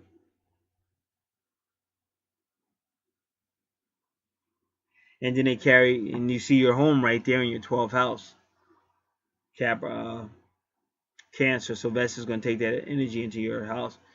So they're trying to, in your natal chart, they're trying to heal your home situations you had, but also your situation with your twin, because that's also your family. But 6-9 is always family, and Virgo is the home too, and 6-9 or the 4th house is family or house. So you see all that going on, and that's what Vesta is doing in your 11th house and 12th house.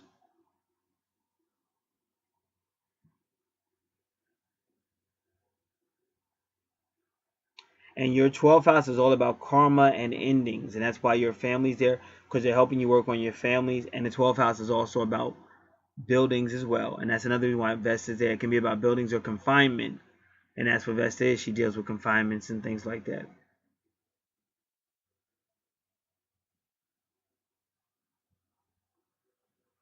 So your 12th house, again, is dealing with healing, family issues.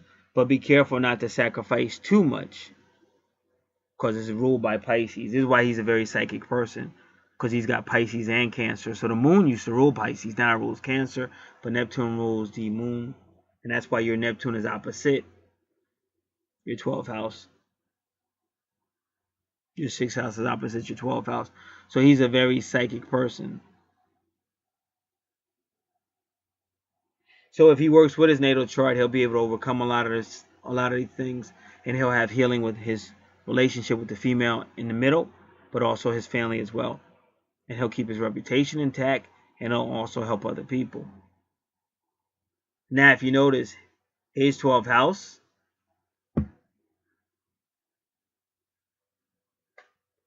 is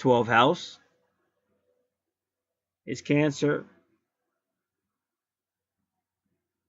Her 11th house is Cancer. And she has to be careful too. And you see the moon right there.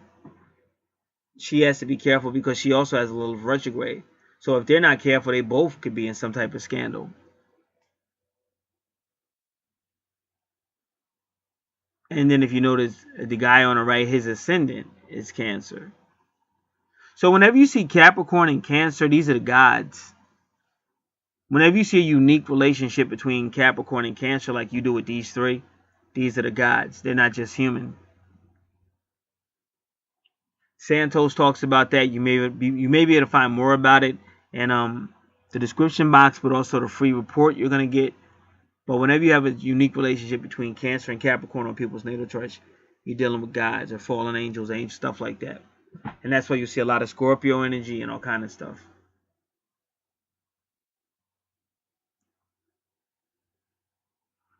All right. So when we come back, we're going to look at the chart in the middle and begin to look at the chart on the right. And then we'll put it all together. Okay, we are now moving to the chart in the middle. We learned from the chart on the left that has a lot to do with healing, home, family. This is all 4th house, 6th house, 6th house ruled by Virgo, but also career and reputation, which would be Capricorn. We'll be learning more about that. And of course, family will be that 6-9 at Cancer. So this person, first thing we're going to do, because she has a lot of 27s. Oh, let's go back. Now this gentleman to the left, where you see Pluto and Scorpio, you see that 33? So he may mess around with a secret knowledge. Might be Freemasonry or Masonry or any type of knowledge. even like Moor, even though there's different Moors. So in his chart, you see 23, Sirius, 13. That's another expression for the divine feminine. The 13th son always says, mama, I'm a mama. That 13. 15, is that 15 with Jupiter? 15 with Jupiter. 15 with Jupiter is the tarot card. 15 is a devil card. And those are lovers that are bound by the material world. They should be more spiritual. 28 is Osiris dying at 28, but so he can reincarnate. 18 is 666, which is really divine love, but it's also melanin, 6 protons, 6 neutrons, 6 electron. This is all on the chart on the left. I'm looking at his numerology. Like I said, anything with 8 is the 8th house, Scorpio or Karma. 88, 808 or 88 is 88 constellations above us. Anything with 17 is Karma. It goes to 8, but 17 is also the Magi priest. And what I'm trying to tell you, a lot of time angels are priests. If you listen to my study, the spiritual channel, I bring that out. A lot of people on the planet Earth now are fallen angels, and they were of a priestly class and will be of a priestly class again. They are God's symbolic feet, and that's why Jesus Christ washed Peter's feet. So you see his numerology, and then whenever you see 6, you have Venus. He has a lot of 6. And even 55 is another number for what people say the Divine Mother, Divine Mary, or Mary is really just Isis. And again, Isis represents the Divine Feminine. Libra will always represent Mayat, his moon sign being Libra. So you're dealing with a lot of ancients, Egyptology, a lot of stuff from the Sirius constellation. 53 is another number for the Divine Mother. And it goes to the number 8. And also 53 is 5 3 times, 555, which again is the number 555, divine grace, divine mercy, Mother Mary or Isis. Mother Mary is Isis. So that's what's going on with the numerology in his chart. Now her chart, they're killing it with the 27. Now there is a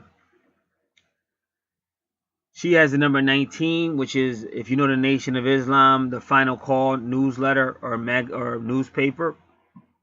19 is Tanetta Muhammad, and that's all about our connection to space, our space families. I have a video out here on this channel, Archangel Revelations and Prophecies 444, which deals with the Mayans, I believe, and I believe I deal with the number 19. So if you see that video that says Mayans in it, you'll hear me talk a lot about the number 19.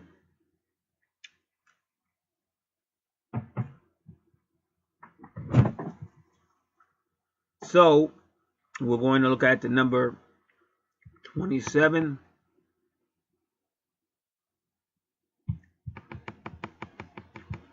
We're going to look at 2 locations. Give me a second because I'm pulling all that up now.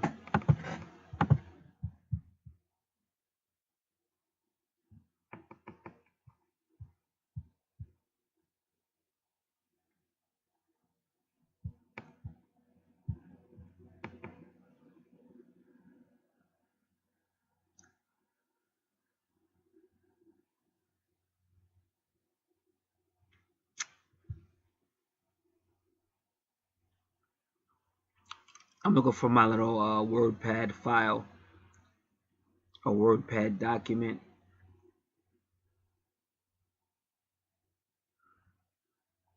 This says Good Matrix. Let me see this. Okay, I don't know why I put Good Matrix. I'm going to retitle this. Give me one moment.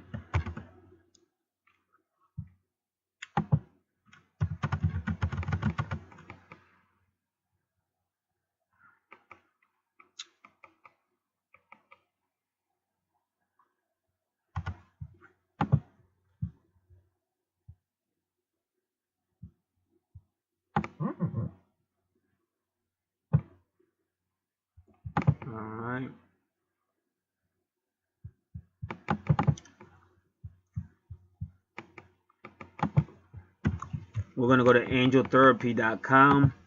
That's one of the locations we're going to. And then we're going to billhydrix.com. Bill, HEIDRICK.com, billhydrix.com. He deals a lot with numerology.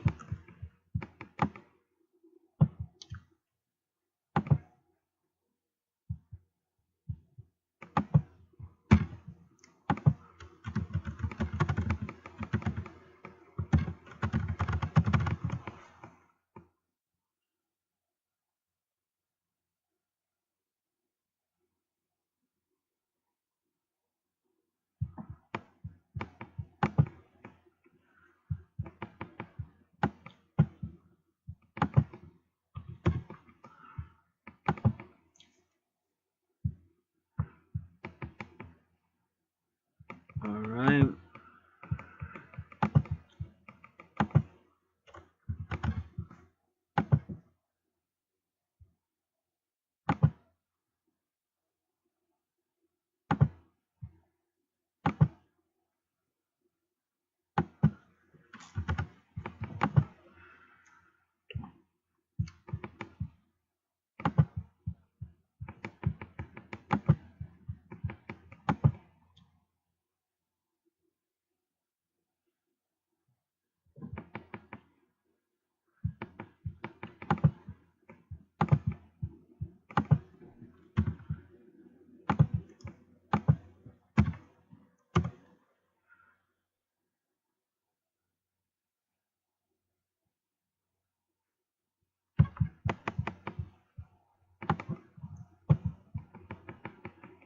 Let's see.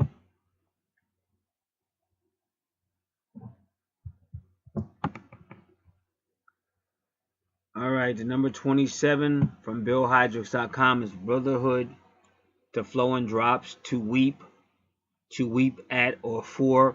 Now, why is weeping important? Because Mother Mary is always weeping, and I'm sure Isis also wept because her husband Osiris had been killed by Set, and cut up in pieces. Weeping, transparent, clear, pure, free from fault, blameless. That's the number for 27. Sin, trick, intrigue, a riddle, poetic. Saying, song, a parable, proverb, maxim, oracle, vision. So she may have skills in these areas as far as poetic, or some people do kind of speak in what we might call hard to understand or a parable. It also says visions. She may have deal with visions. It says plaster on a wall, to cover, hide, go out, be quenched, to perish. To perish. So she may be a very deep person, hard to understand.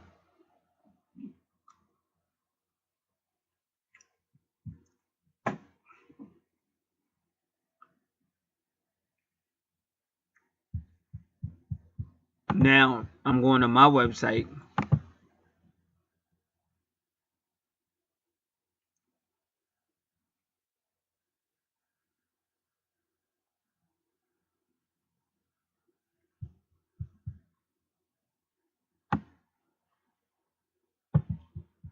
Okay. I'm just responding to somebody. Give me a second.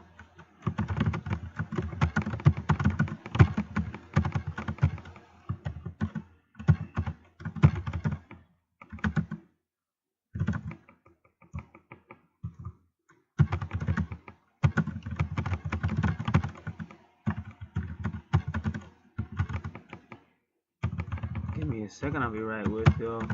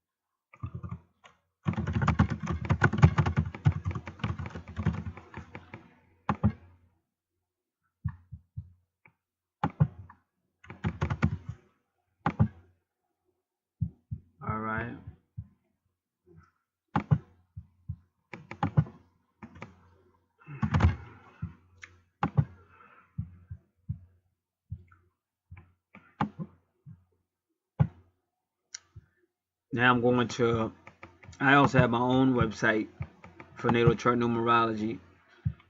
It's called www.prophecylastdays.webs.com. When you get there, you hit the tab that says Natal Chart Astrology. It may say more, but if you hit more options are open. Natal Chart Astrology. This information is usually in your free report. Some of it may be in the description box, but I know I've updated the description box, but it'll also be in a free report. Then I just use my find command. The find command hit 27. 27 is unification of duality, meaning that there was going to be a struggle, because you're supposed to have struggles in twin flames, but there's going to come a time when you unify. Now the angel number 27 by Doreen Virtue at angeltherapy.com. Congratulations, your optimism is attracting wonderful situations and relationships. Stay positive as this attitude is working in your favor. So that's what the number 27 means according to Doreen Virtue.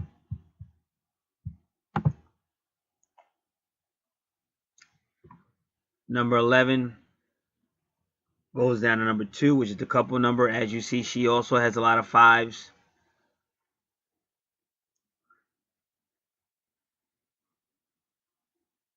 '23 is Sirius. She's got 13s as well. 23, 22. 22, the twin flame number. 11, 11, 22, which is also 4, the angel number.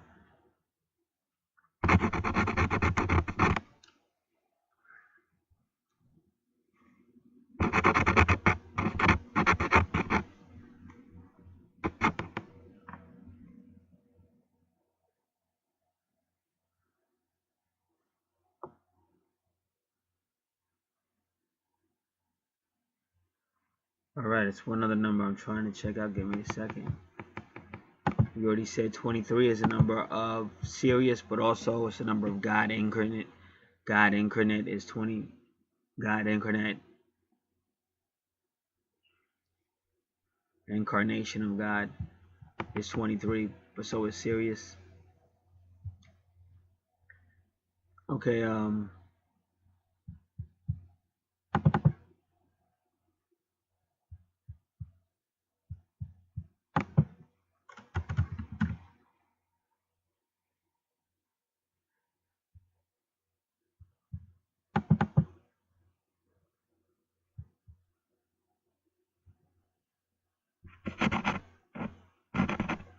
okay, at her Juno, you see 28 and 44. 44 is a master number. That's like the master builder number. As we said, 28 is the reincarnation number.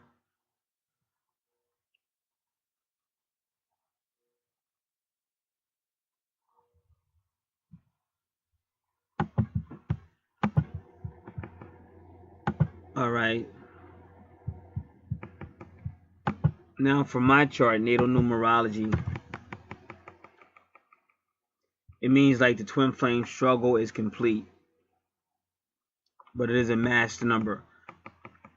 But again, when you think of 44, it would be the building is complete, and that's with your Juno, and that's an interesting place. But when we get there, we'll talk more about it. Doreen Virtue says of number 44,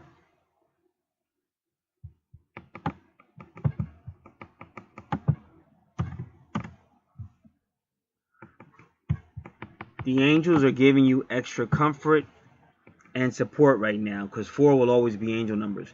Ask them for help with everything and listen to their guidance through your intuition. So ask for your angels. Ask your angels to help you and listen to your guidance through your intuition. But it's right at Juno. That's where you got 44. But 28 is also the reincarnation number. Let's just see what other people say about the number 28. The number 28 is the reincarnation number.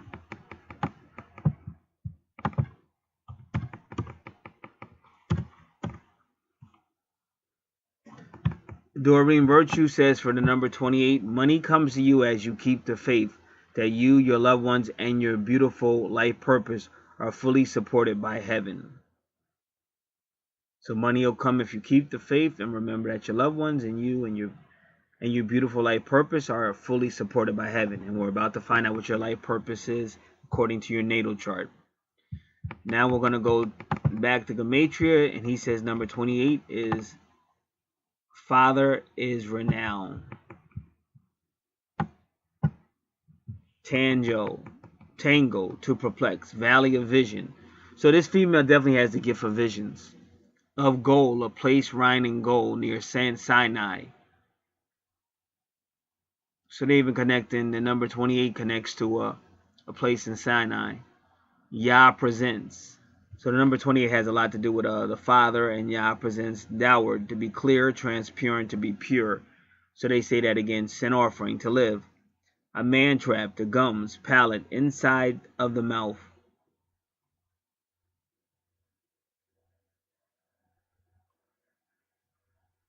Clay, mud, mire, lovely, pleasant, one beloved.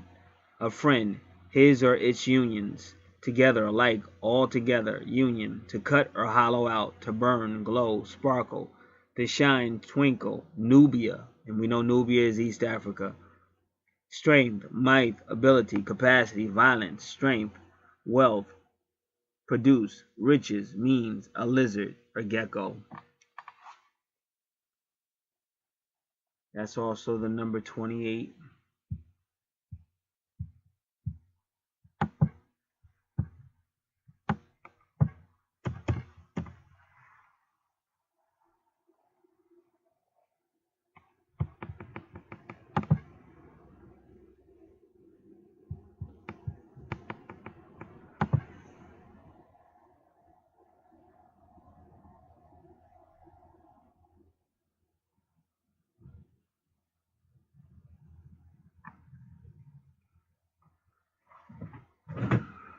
All right. So again, the ascendant is the point where the sun passed over the horizon at your birth. That's AC. The EP, East Point, again, is another sun location when you were born, at the moment of your birth.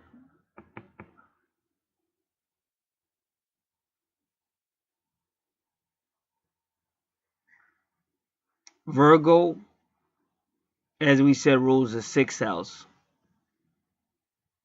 This is home, family, children, daily activities, health, healing, co-workers, or subordinates. Virgo is very detail oriented.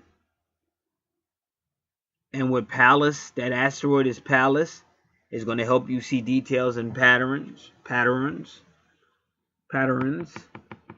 But Virgo can be very critical. So when communicating with others, you may say things that are natural for Virgo, but to other people, it'll sound like you're criticizing them. So you might want to be mindful of that.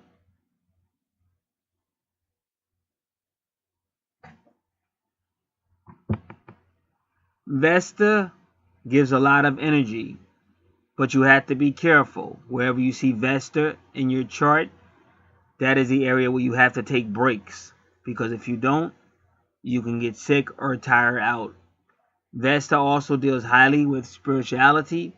Some people say Vesta deals with sexuality, but Vesta works with Virgo to keep things spiritual, keep the family life spiritual. Vesta deals with fire, heaters, furnaces, chimneys, anything with heater energy in the home especially, but outside the home. Vesta can also mean small compartments.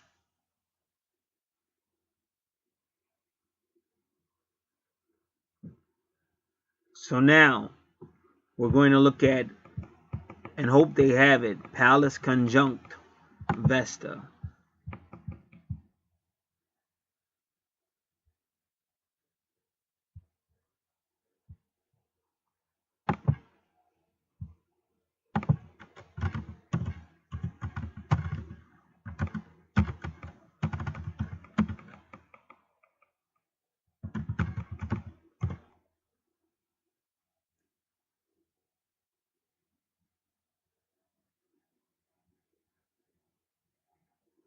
Pallas is also the goddess of creative intelligence.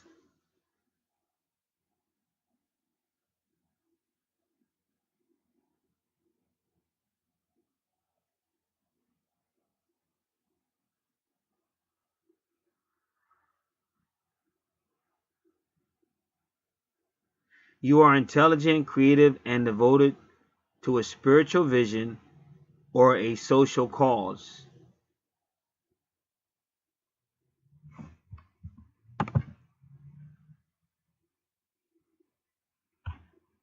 Give me a moment. I'm trying to get this page to come up.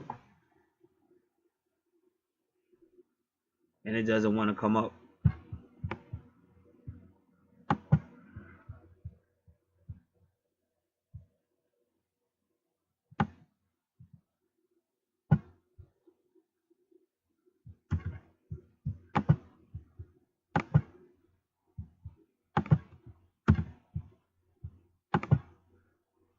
Give me a second. You may forego traditional marriage in order to devote yourself to your spiritual path.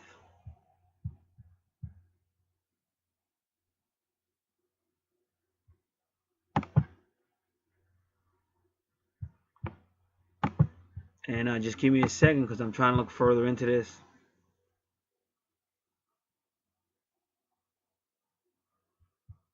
Okay, we have it.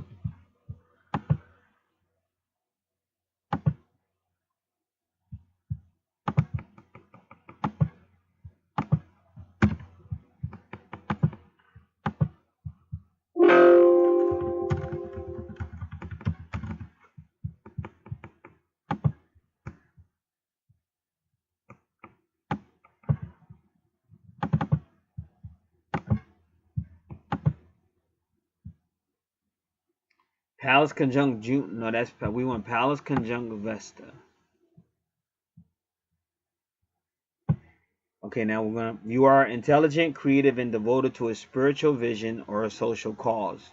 You may forego traditional marriage in order to devote yourself to your spiritual path or your profession. Probably very career-oriented and concerned with social justice and promoting the arts, because that's what Pallas is. And Vesta is spiritual. You are probably a healer in some way, because that's Virgo. If you do marry, it will likely be a bond based upon shared values, which we've already seen in his chart, and mutual respect as far as you guys working together as partners. You may choose to avoid intimacy, feeling it will undermine your commitment to ideas. So she may have a problem with intimacy. And on her numerology, you could tell she's a very quiet. She keeps a lot of her stuff to herself.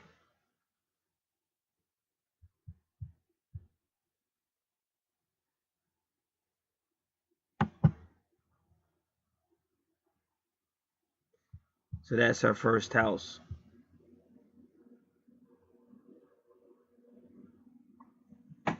Now the second house is ruled by Taurus. It concerns your money, possessions, and how you value things.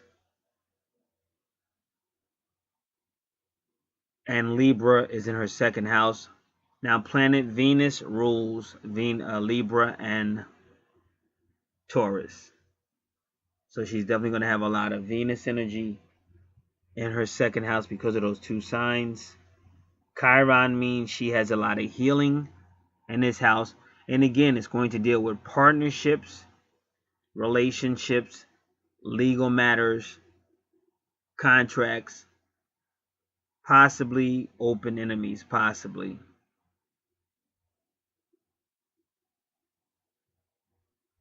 So her money and how she values things and her possessions deal with some form of partnership or contracts or legal matters. And she'll be using her brain. She's a very like he is, very intellectual, very mental because of Mercury in her first house. But she communicates good. and she may do well with like things that have to do with communications. Might be a good writer, very creative, possibly very poetic. She's also a nurturer because of the Curious retrograde, and that's her sun sign. So she's all about Libra, fair, balance, peace. And as I told you, Libra is really Mayat. And that also is her true north node. And let me make sure.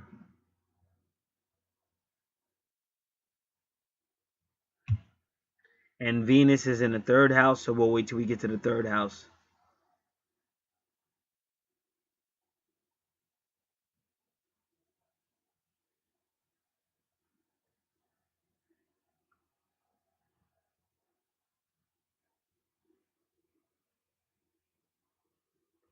So her first house is talking about a healer, like a social healer. And her second house is she's actually using her finances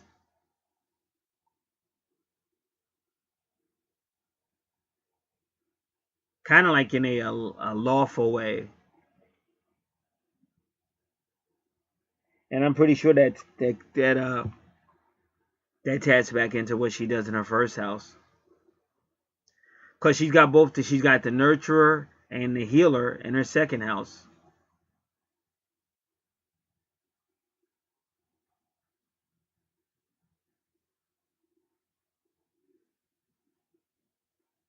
So she may actually use legal means to heal, possibly in social matters.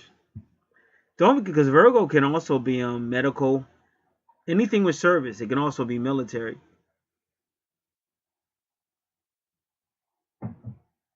Or it could just be a person who gets deeply involved with social issues. But either way, she's healing. So that's your true north node.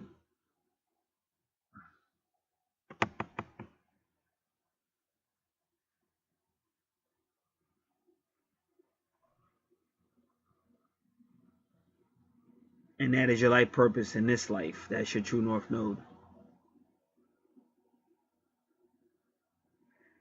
So now we're going to look a little bit at your south node, which represents your past life.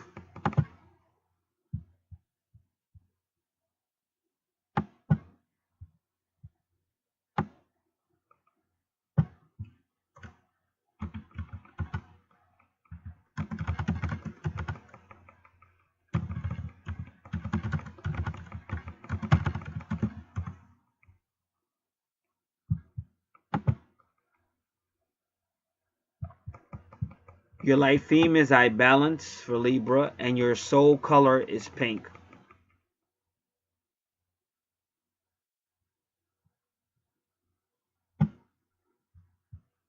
So in your past life, you were Aries.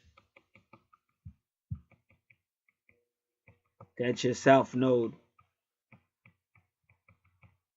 Now Aries in the 8th house, that's a lot of aggression. Now I explained the 8th house on the last chart, so hopefully you'll be able to listen to the chart on the left, because we've explained all the houses, and we can't do that again because that would make this video extremely long. But you definitely have to be familiar with the 8th house of the zodiac, because that's your past life, and you were very aggressive in those areas. And that deals with a lot of intensity, a lot of obsessions and stuff like that. That's probably why in this life they're trying to teach you to be more concerned with social issues. Because in your past life, your south node, Aries is very aggressive, kind of like focused, and especially in the 8th house, that's way too much intensity, way too much power, way too much obsessions, addictions. And Aries rules your first house, which Virgo is there, because they're trying to heal that energy, because it's too aggressive, too intense. Now in your third house, ruled by Gemini, again, you have the 8th house in your third house. So your third house is your 8th house. very intense. But the third house is going to deal with creativity, siblings, environments, short travel, short distances, thought again. This is going to be a very thoughtful person, very intellectual person. And it's also your communication house, multitasking, and twins. So you're still dealing with that Aries energy. And then you got Mars. So this is going to be and you got Pluto. And then Pluto's taking that energy into your fourth house. So this is going to be a highly intense person. Highly intense person. And they have a lot of love there with Venus. So it's going to be a lot of sexual stuff. A lot of love. A lot of loving to go, dance, culture, diplomacy, emotions, forgiveness. This is all Venus. But that third house is explosive. Is explosive. Very deep. So make sure you do listen to what I said on the chart on the left, because I went over the eighth house matters and stuff like that.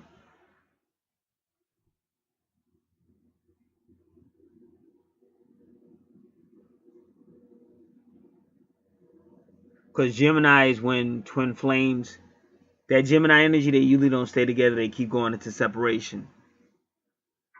And with the Gemini energy.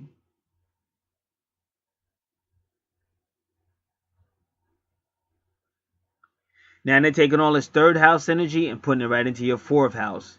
This is how you know you're dealing with soul groups and soul families through Pluto. So all that energy is going right into your fourth house.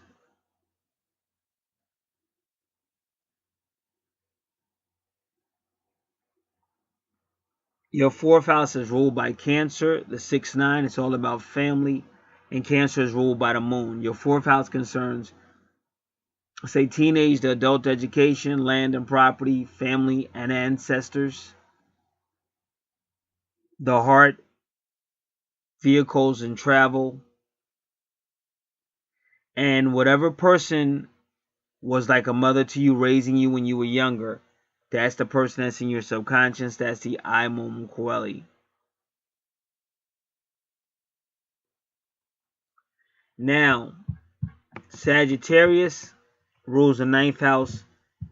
It's all about long distance, culture, foreign matters, philosophy, religion.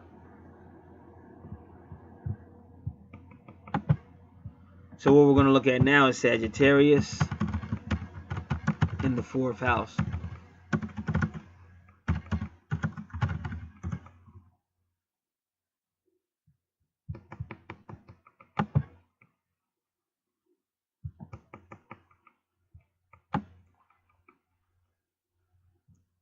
So the Sagittarius need their freedom and expansion. Their home needs to be large and open with lots of natural light. It needs to be reminiscent of being outdoors. They're going to try to bring the outdoors inside some type of way. Some people with Sagittarius in the fourth house, they feel that the world is their home and they feel at home wherever they go.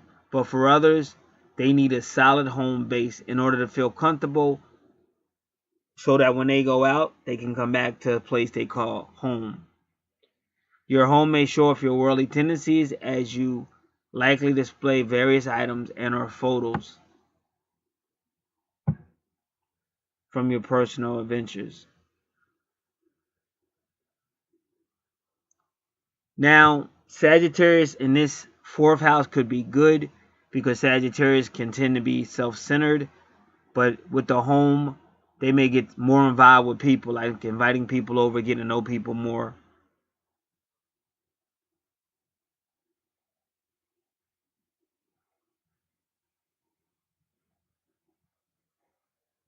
So the Sagittarian can help people learn about their own lives and help the people improve their lives.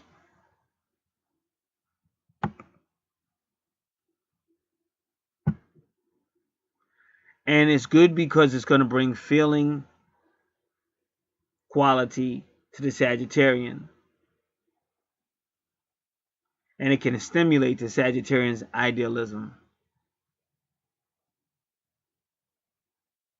But a Sagittarius in the 4th house, Sagittarius energy in the 4th house, must avoid possessiveness. And that's going to be difficult because you're bringing all that 3rd house energy into your 4th house through Pluto, but your 3rd house is Scorpio, which is the 8th house, which is still going to be very possessive. So you and addictive and all the other stuff in the 8th house. You have to be very careful. And because it's a fire sign mixing with that Mars energy coming in from your 3rd house, so that could be very explosive in family matters.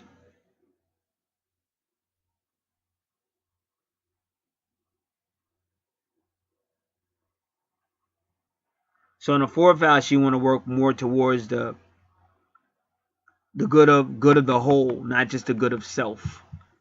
But also Jupiter is there, and Jupiter is also about expansion. Jupiter is also, but usually deals with good fortune and finance. So that is in your 4th house. So now the main thing we want to talk about in your 4th house is part of fortune. That circle with the X. We'll talk about that in a moment.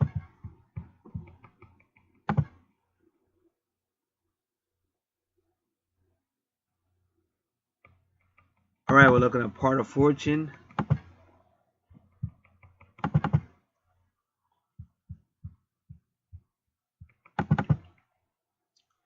We're going to do part of fortune in your 4th house.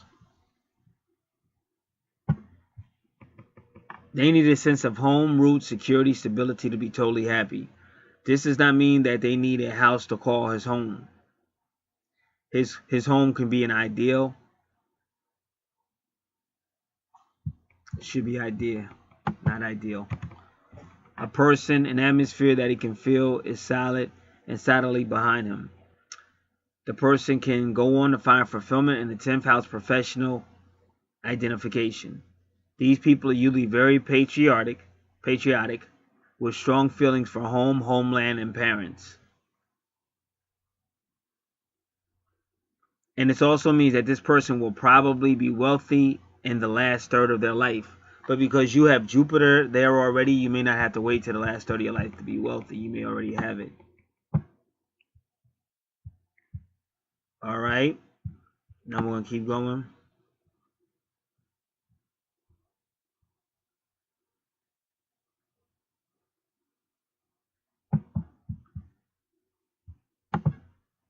And you have part of fortune and in Jupiter.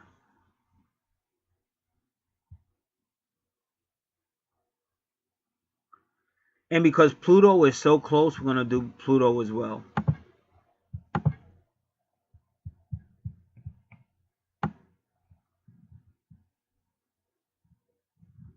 Jupiter and part of fortune.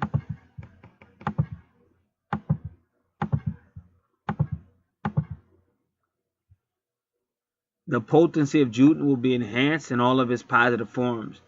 The person will be naturally optimistic, certain that all situations will turn out fine, and in general happy with every day as they take that person closer to success and wealth and joy.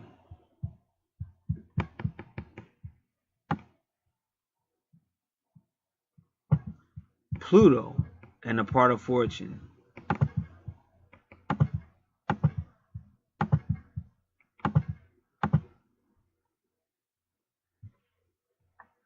The person can find happiness and success in all forms of detective work, investigations ranging from crime solving to investigating the atom, from studying genetic engineering and manipulating DNA to cure cancer and AIDS. They can study the mysteries of life in order to transform and improve life on earth for all mankind. So that's deep. So yeah, you should definitely learn the 8th house. Make sure you understand the 8th house of the zodiac. 8th house is ruled by Scorpio. Scorpio is ruled by Pluto. Now you both. Oh, and then you even got Juno. All right. So Juno was saying you might find yourself in a serious relationship with Sagittarius energy. 1, 2, 3, 4, and that's your fourth house. Now 1, 2, 3, 4, 5. His fifth house is Sagittarius, but he also has Juno with Capricorn, just like you do. So when you see stuff like that, you start to say, you know, this is looking more like twin flames. The chart on the left and the chart on the right are looking more like twin flames. But then we also have to step over here because, see, his true north node is Sagittarius, and that's where her Juno is.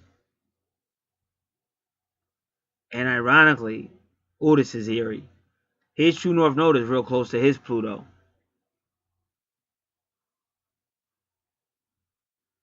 So that's eerie. But how you can make the difference is her Juno is close to the Sagittarius in Capricorn, and that's what you have with the guy on the left.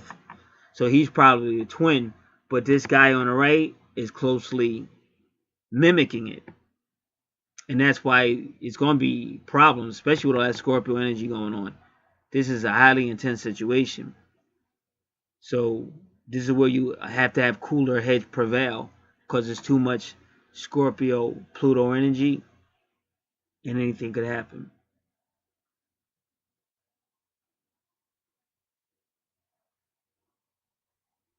So right now, guy on the left, female on the right, twin flames, twin souls. Guy on the guy to the furthest right, soulmate, soul family, soulmate, soul group. And I already explained what that is in the at the chart on the left.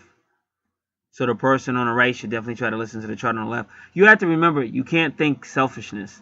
You can't go, what does that have to do with me? Because it's the same soul, two different bodies. So both of y'all should be familiar with your charts. Because it's going to affect you one way or another in your life, in this life. Okay, your fifth house, a Capricorn in the fifth house. This is a person who has fun doing things. Serious. They like seriousness. You just have to be careful with kids, because when kids go out, they want to play. They don't want everything structured. See, Capricorn is going to try to structure everything and make everything orderly, because Saturn rules Capricorn. But when you go out with kids, you know, they usually don't. The only time kids might want you to be structured if it's a certain ride they get on.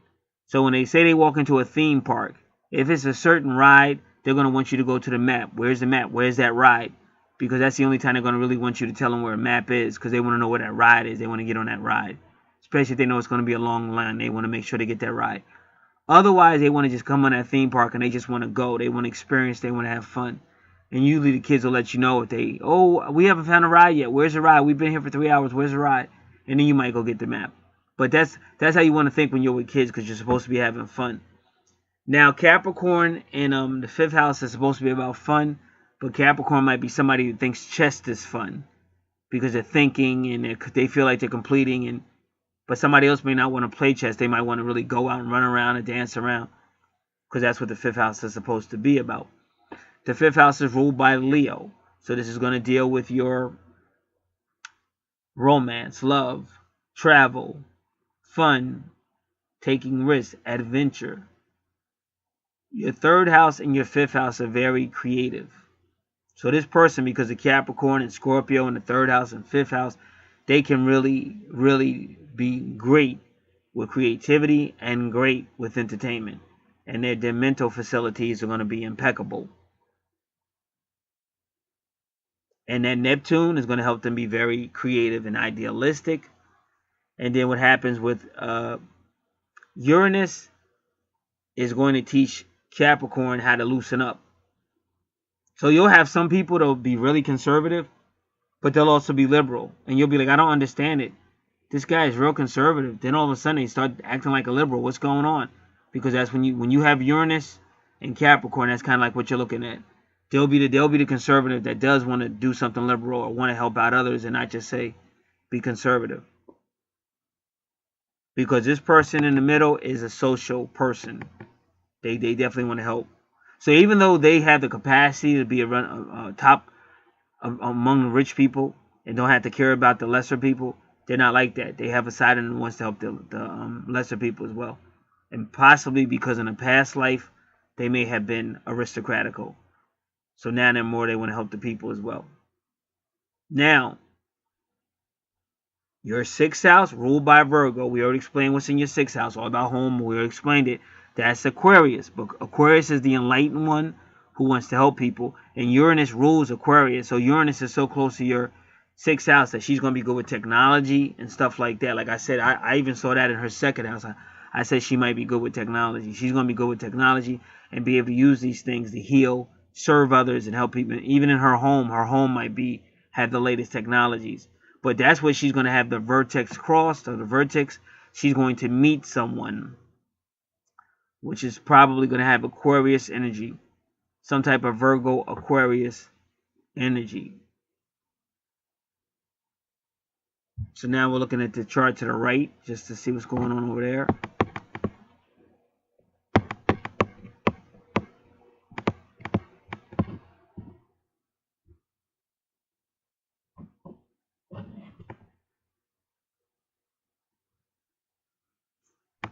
And then we'll go to the chart on the left. Remember I said Virgo Aquarius energy. 1, 2, 3, 4, 5, 6, 7. Do it again. 1, 2, 3, 4, 5, 6, 7. So in the house of relationships, you see his Aquarius and you see Venus, which is all about love. So again, this house is closer to what that vertex is saying. But the only scary thing is vertex can deal with the 8th house because it deals with the soul. And his Aquarius is in the 8th house. So again, there's definitely going to be a connection between her and the guy on the right. But it's more like a soulmate connection. Whereas the guy on the left, it's a twin soul, twin flame connection. Now, which I believe is her very first retrograde. And I'm going to double check everything. Now, whenever you see that true north node that looks like a horseshoe, it's supposed to be aura. So it's not supposed to be a retrograde. In fact, if it's missing an aura, that might mean in that house they're going to have problems. So whenever you see a true north node looks like that little horseshoe, that upside down U, everything's fine if it has the aura. So don't worry about it. So that's her first retrograde is in the 7th house of relationships.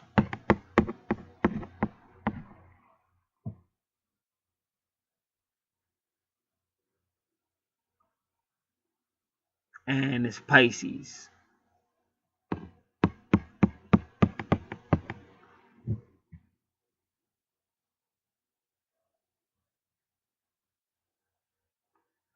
All right. So we're going to look at that.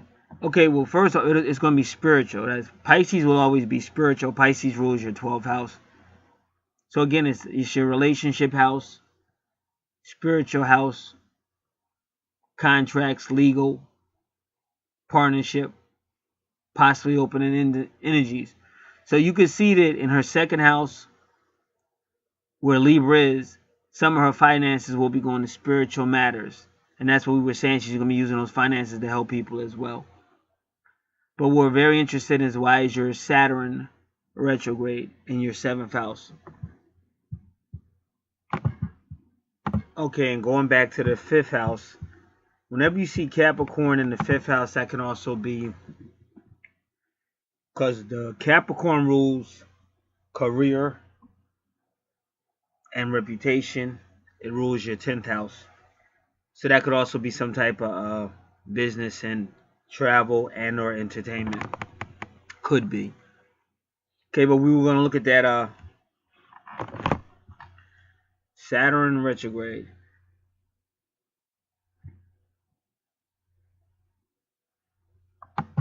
All right. I want to do a couple of things. Let me see.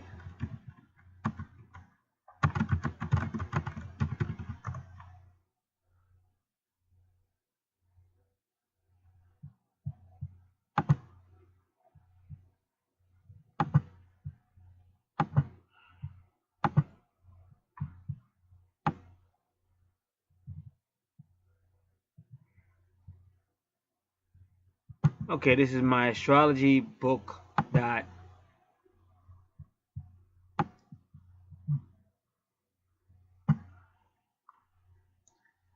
Now this is where it's going to get a little difficult. Saturn and Jupiter are sociable planets. Let me see.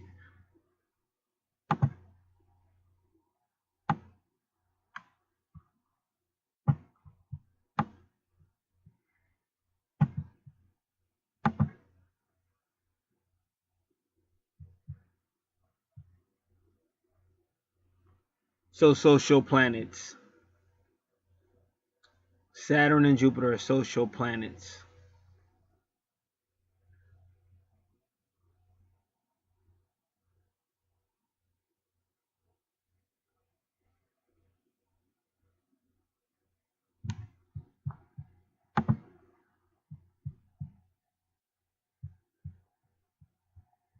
Okay, so we know because of Pisces, it's going to be spiritual partnership, spiritual relationship, spiritual contracts. This is all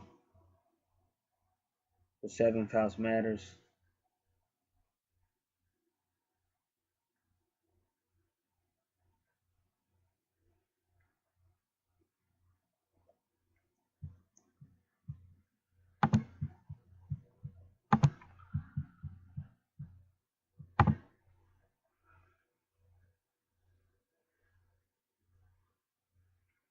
When Saturn is in retrograde, it can be a tough taskmaster. It can make us work harder or take longer to think things through for both our actions or the events occurring around us. There are no shortcuts during this time period, and detailed plans shouldn't be rushed. Take time to breathe and do things right the first time. Issues with authority may also be the forefront during this retrograde. So you see my point? Now look, her seventh house ruled by Libra. But just like I told you in the second house, she may have some legal issues. She may have issues with authority because she's not gonna buck. But I wouldn't know. But I don't know what type of issues you would have in a spiritual sense. I don't know if this is church issues, some type of spirit. But it looks like it's gonna be some type of a spiritual confrontation with authority. But it will include finances. Because otherwise you might say, well, maybe it's mom or dad or something like that. But no, this is like finances as well.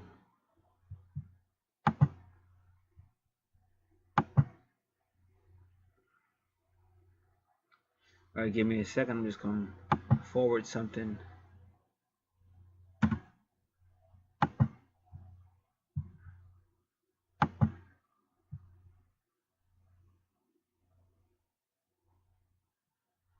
All right.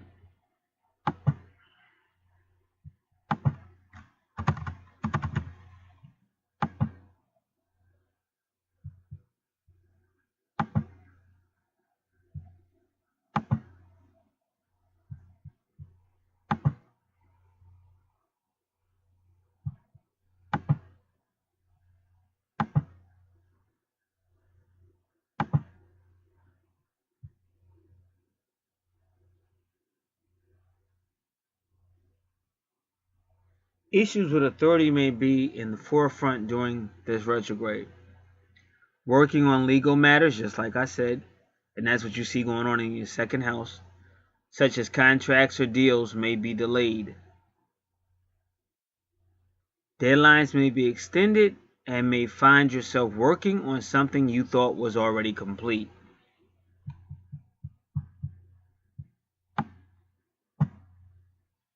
If Saturn is retrograde in your chart, you may always be in conflict with authority. You may feel persecuted by your boss or upper management, or you may abuse your own authority or position. You have difficulty in setting limitations or determining the limits of others around you. You may have problems with voicing your opinions to those in authority, therefore allowing yourself to be victimized. Patience will also be a lesson. From a past life experience, you may have had a lifetime in an abusive situation, either as the victim or the abuser. You may have been a prisoner, enslaved, or you may once been an abusive ruler. Along with these situations, you were probably immensely impatient. See, that's going to your 8th house, Aries, very impatient. 8th house is all about the soul and reincarnation, past lives. Looking for an easy way out of being abused, or looking to make your life easier by making others do even the simplest task for you. To overcome these lessons, you must learn the lessons of patience and the accountabilities of being a leader. If you feel abused, hold those in authority accountable for their actions. If you can learn to constructively voice your concerns and opinions, their rewards will be great. And maybe that's why you have Scorpio in the 3rd house, ruled by Gemini, which is communications. But you also have Mercury in the 2nd house. Mercury is also communications. Mercury is a ruler of Gemini. You will be able to take control of this part of your life and end the cycle of victimization. If you can learn to constructively voice your concerns and opinions, the rewards will be great. You will be able to take control in this part of your life and end the cycle of victimization. If you are abusing your authority, you must learn to respect those around you. Rather than continuing with an unrestrained lifestyle, focus on making plans, setting strategy, and working hard on your task. Okay, so that explains the Saturn retrograde.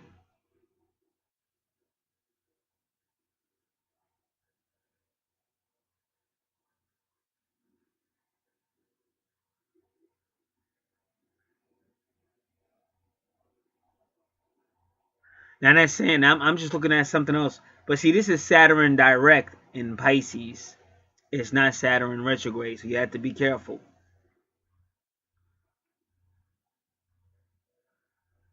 Because you might have sympathy and concern for others.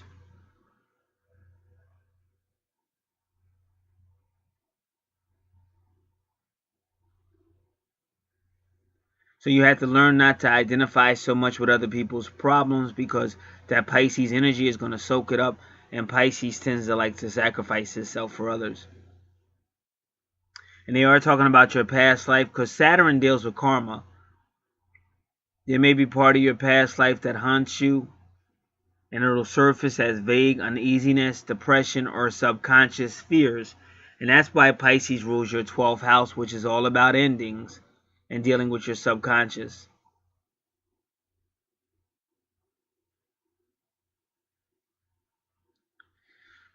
So this is myastrologybook.com for Saturn direct in Pisces, but yours is Saturn retrograde. But you might be able to learn from this. You're going to have to learn how to face these issues that we're talking about, deal with it, and then let it go.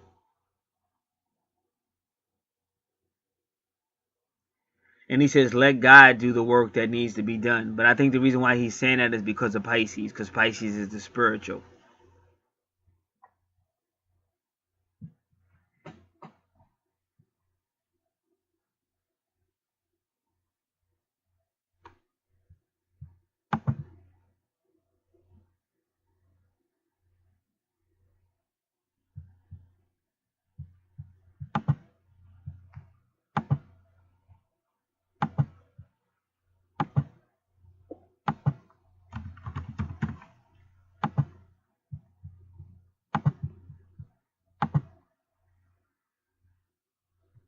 Okay, we already did your Aries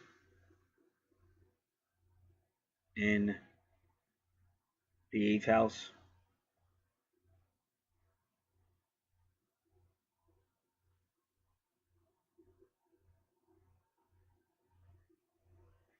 Okay, Taurus and the 9th house.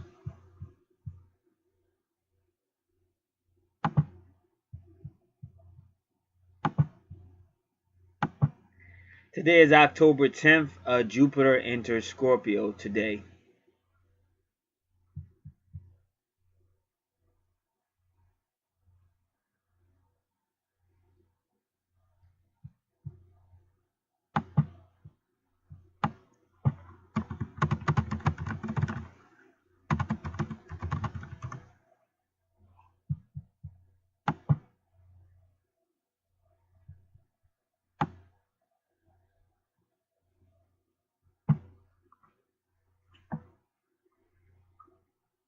All right, so this person, because Taurus rules your second house, which is about finances and possessions. You likely look to the philosophical or spiritual realm to earn or obtain your financial and material resources. And that might be how you got yourself in some legal situations.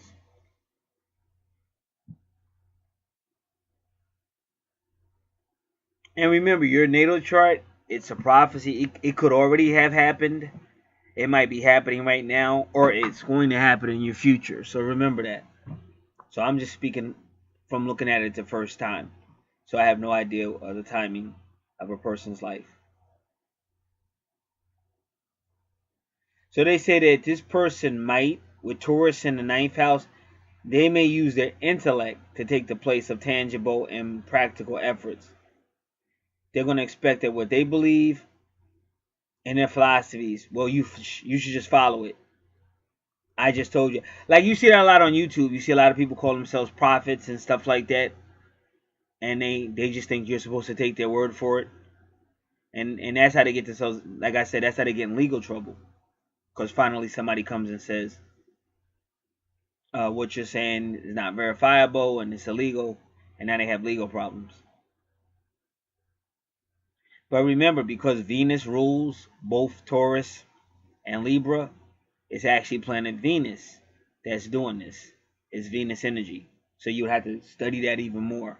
Find out more about that. So they say a Taurus and Sagittarius in the ninth house, because it's ruled by Sagittarius, they'll think because they're smarter than people, more educated, that they should have the money. I should have the money. And this is the way it is. And they're more interested in them. Like, they could care less. Like, they'll learn. Like, you see all these preachers doing that right now. They'll use the Bible, but they're using the Bible to get paid. Like, they're not really using the Bible to show you what the Bible says. They're using the Bible to get paid. So that's what a Taurus in the ninth house might be tempted to do.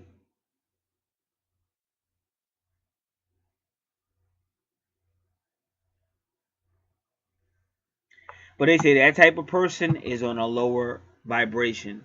So they're encouraging this person to go to a higher vibration. Really use all your gifts, use them to help other people. So that's been a theme of their chart, their natal chart, is use your gifts to help other people as well. Not that you can't help yourself as well, but help other people as well. Because Taurus can be somewhat of a bully, very dogmatic.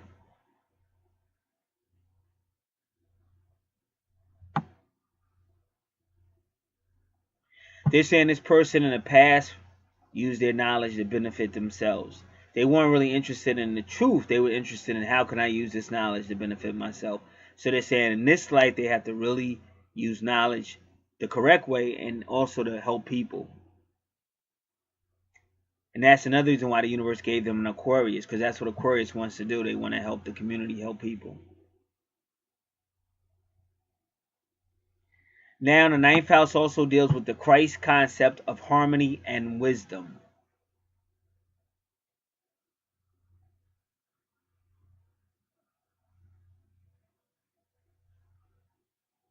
Wisdom can't just be surface wisdom to benefit yourself. Therefore, Taurus in the ninth house in this lifetime must vibrate at a higher frequency. They must use their knowledge, everything they know, philosophy, psychology, religion, higher education.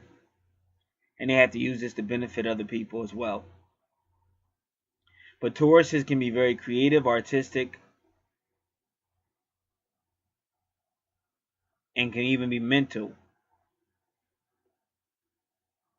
They know how to develop beautiful concepts of higher truths. So planet Venus is helping this person learn balance, inner peace, harmony, and using mental pursuits and activities for the higher good. And in that way, this person will find higher vibrations, but they'll also find balance in this life.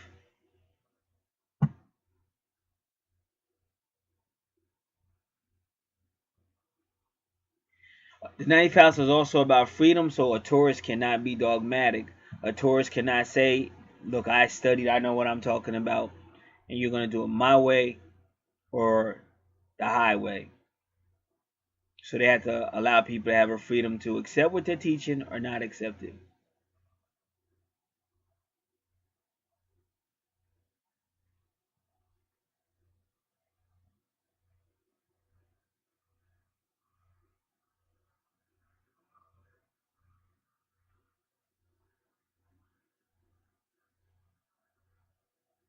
So you're in the ninth house to learn the value of the higher self, the essence within or the spirit within, and the higher mind. There must be flexibility so that Taurus does not fall into the trap of a set pattern of thinking and behavior and the presenting of one's ideas to others. So that's the challenge of your Taurus in the ninth house. 10th house is Gemini. Again, this is all going to be about mental stuff, communications, short distances of travel, multitasking, creativity, siblings, environments, earlier education. So that's all in there. This person may have at some point served as a Sunday school teacher, or will, because you got a lot of spiritual stuff there, and then you got Gemini, younger education. That's like a Sunday school teacher, perhaps. One of the possibilities.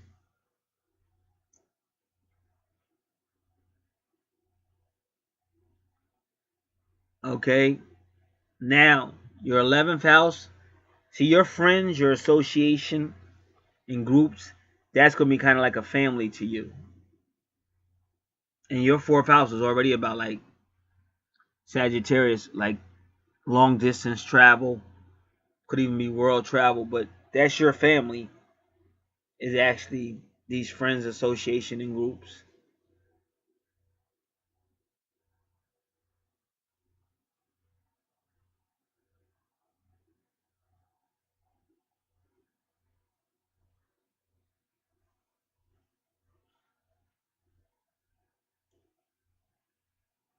Ironically, Cancer rules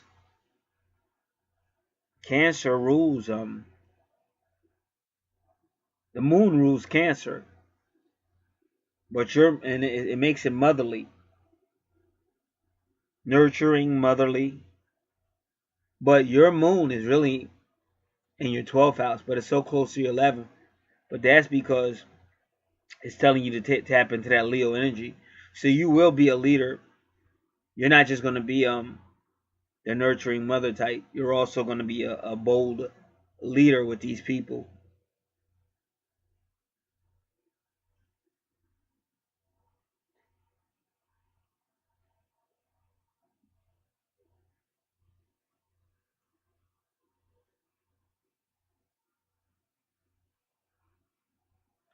Now, we really want to get a good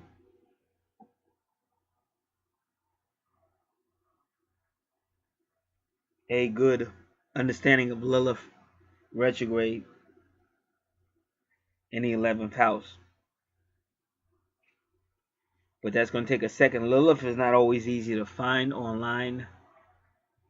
So we have to be very patient so we get information that's going to really address what we're looking for.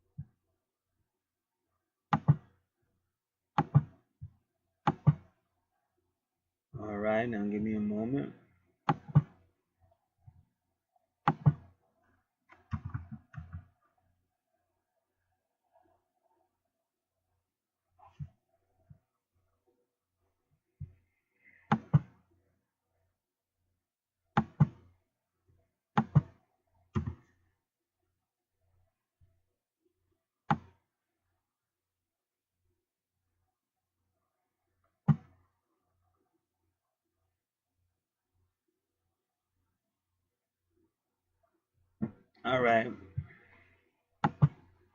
Like I said, it takes a while because you really want Lilith retrograde.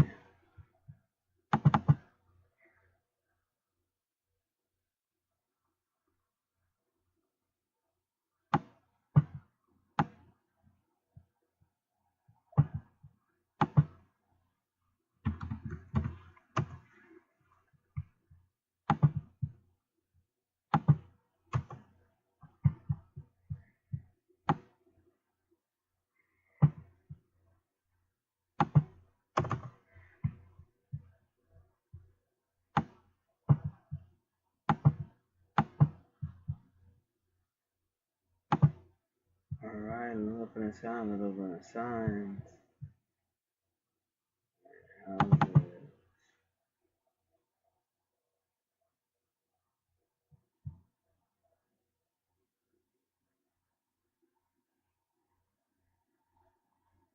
All right, Lilith retrograde.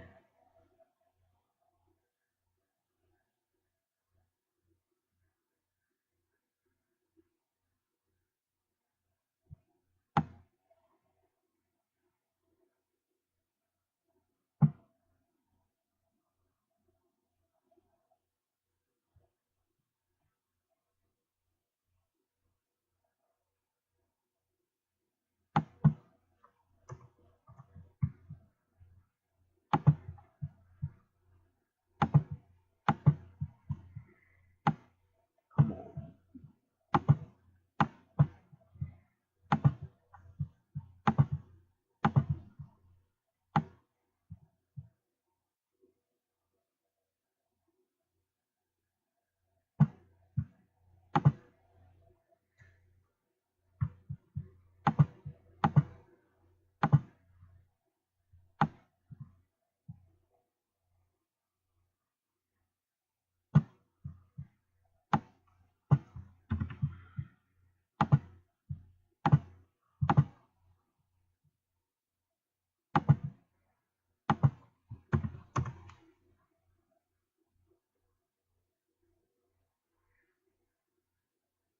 Let me just see. This might be the same site.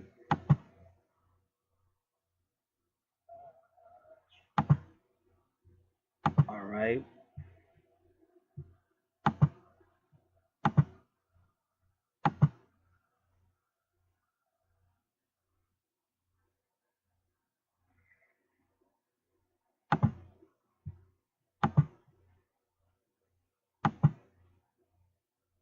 That.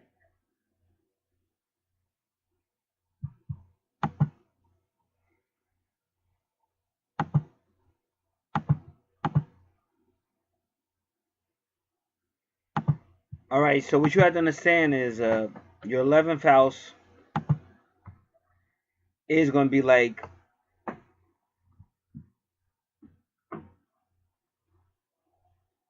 your family, friends, association groups.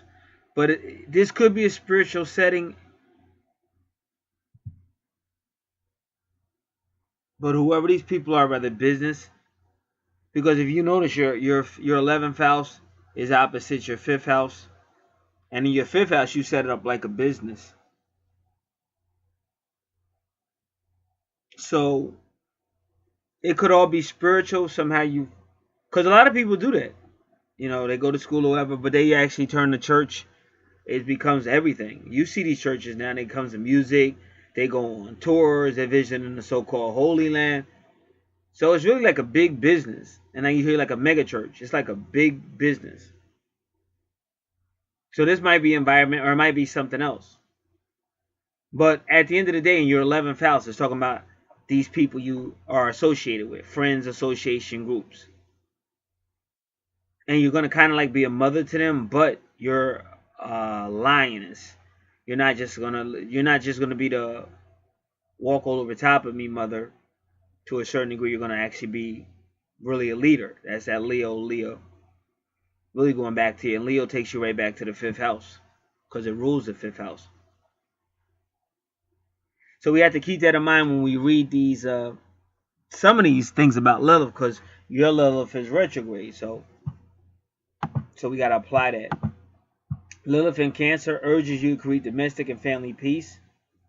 You like to meet many people in your home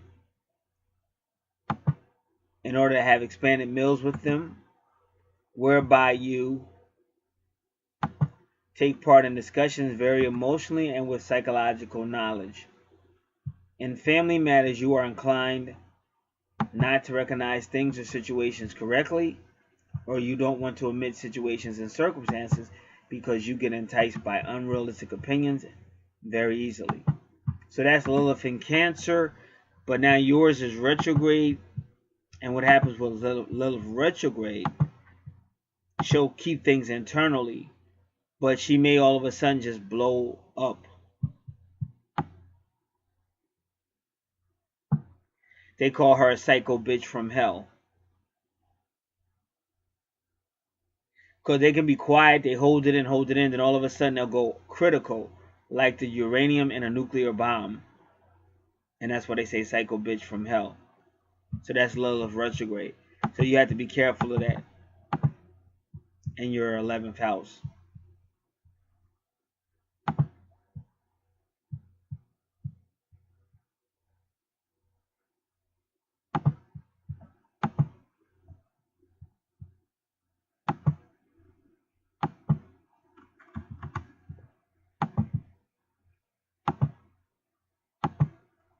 Now, in this one, we're going to read the 12th house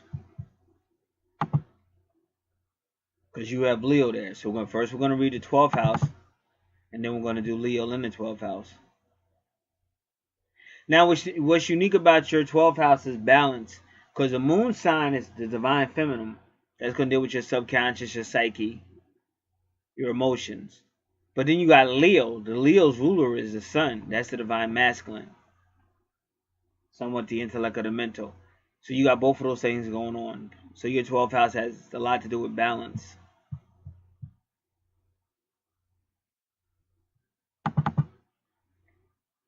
Okay, the 12th house is the house of your subconscious. Your subconsciousness. It is commonly referred to as the house of the unconscious. The unconscious state can help engender our successes as well as assist us in coping with our failures. Success versus failure. Failure. Do we consciously confront our lives or subconsciously sweep things under the proverbial rug? The 12th house more aptly can be called the house of reckoning, since in the 12th house we review what we have been and done and decide where we go from there. Along with these unconscious musings, we also deliberate on strengths and weaknesses that are hidden from the public view. Remember, your 12th house is ruled by Pisces. Our subconscious works hard on our behalf, trying to make sense of our lives. This shadow play is slow and long and often fraught with fear and pain. It is in this context that we are confronted with our sorrows, sufferings, and the secrets we keep from ourselves and from others.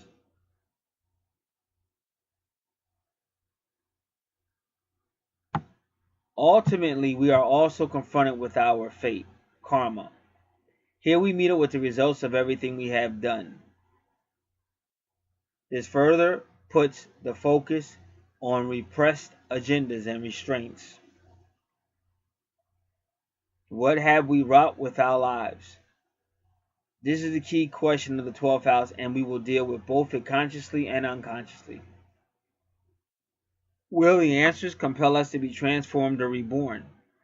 This is another cornerstone of the 12th house, the manner in which we move forward. We can learn from the unconscious. In its most noble manifestation, we will be prompted to be charitable. If we learn our lesson in both past and present, we are better equipped to move forward. The 12th house compels us to seek closure in a spiritual way as an aid to positive growth. The 12th house also recognizes that we can feel bound in life, stuck and confined. For this reason, the 12th house rules jails, hospitals, institutes, asylums, churches, in any space that inhibits freedom. More gloominess in the 12th house comes in the forms of danger, secret enemies, and clandestine affairs, prostitution, sexual exploits, addictions, animals. Beware.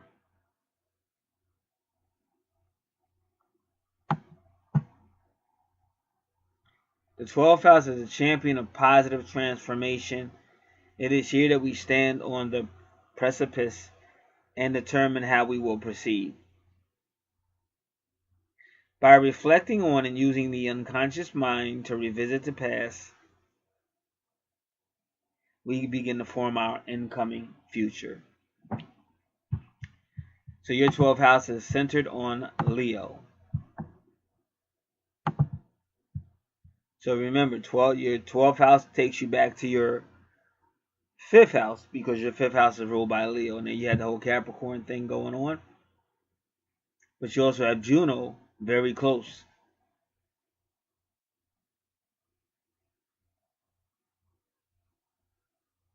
So now we do Leo in the 12th house.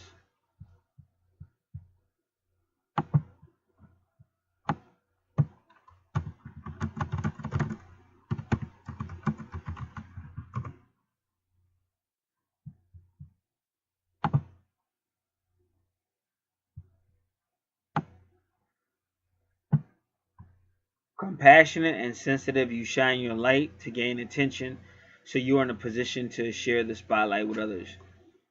You want your light to benefit others before yourself, because Pisces rules the 12th house. That's about sacrifice. You deeply desire to heal the lives of others and can be so generous you may martyr yourself or give up attention and acknowledgments you need and deserve in order to contribute to something bigger than yourself. People with this placement often sacrifice their turn in the spotlight to others, only to realize later on that being themselves and shining their light is all they ever really needed to do to make a contribution that could truly inspire and heal others. The 12th house is the house of fulfillment and spirituality, cosmic consciousness at one-ment. It is the house of soul and karma.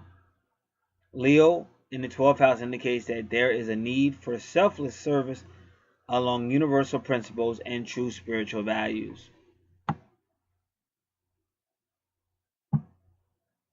One of the weaknesses of Leo is not to take into consideration the feelings and the rights of others. If you notice, they're taking Leo, they're taking Taurus, Aries, anything on their chart that's really highly aggressive from a past life. They're trying to put it somewhere where they'll use that aggression in this life to help others.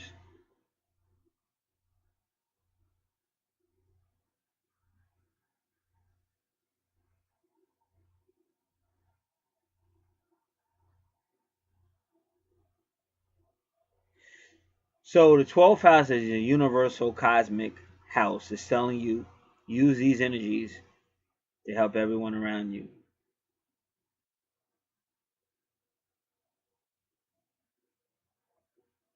Now, the sun is the natural ruler of Leo. The sun represents the soul on a mundane level. It emphasizes the soul qualities which should be developed by the Leo. On the higher octave, the sun represents the triune aspect of the Trinity of God, and it then implies that Leo in the 12th house must raise his consciousness to cosmic levels rather than just the level of the personal self, personal desires, personal power.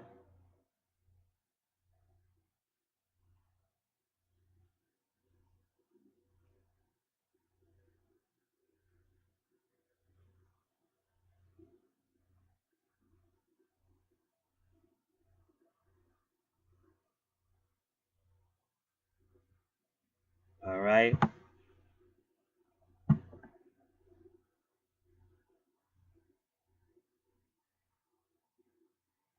So Leo in the 12th house could suggest the finality of that growth of the ego to the point that it merges within the entire universe. So they're trying to bring this person into at one, because your 12th house is the final house of endings and karma, and Leo, and the 12th house is just the finality of growth of that ego. And that's kind of why they're trying to blend your sun and your moon together, because Leo represents the sun. Moon, feminine, sun, masculine. All right.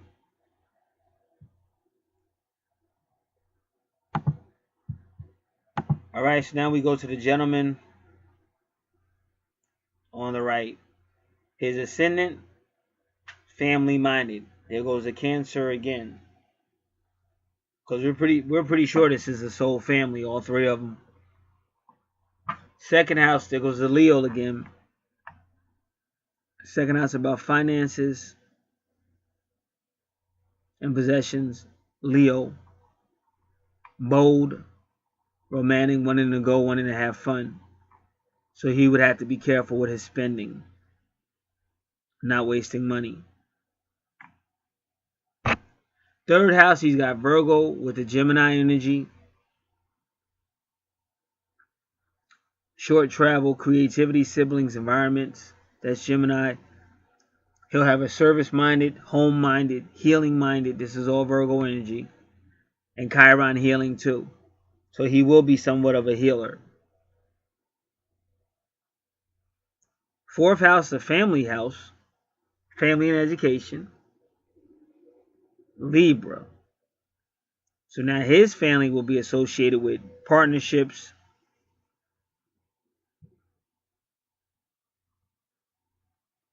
relationships, contracts. He'll be family minded. If he finds himself in a relationship, he'll want it to be serious quick. And he'll be the type that wants to marry quick. That's Juno. But he'll find himself in a serious relationship with someone with Libra energy. Someone who's family minded, Cancer, Libra energy. And he'll find himself in a serious relationship with such a person.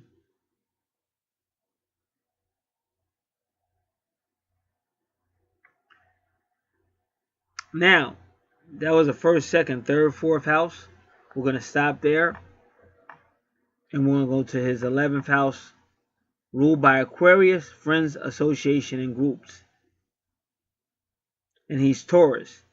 So that's money, possessions. So he may find his income with groups and associations and friends. He has to be careful because Tauruses like to put value on people. And people are not possessions, so you can't put value on people. You have to treat people like people. So he has to be very careful with that. He also has, as a Taurus, he has to watch being stubborn as well.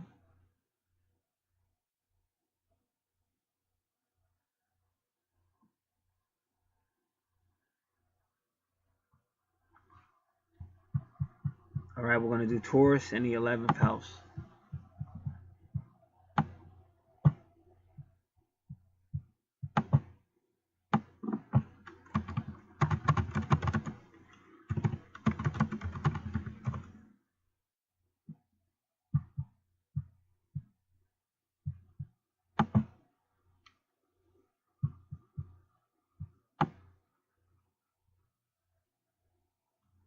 So his perception of his finances and material or physical needs is probably inspired or influenced by his social circles. He's drawn to the popular fads and trends of society. If he sees other people have something, he may feel like he needs it. And if he's able to keep up with the so-called Joneses, he'll feel safe and secure.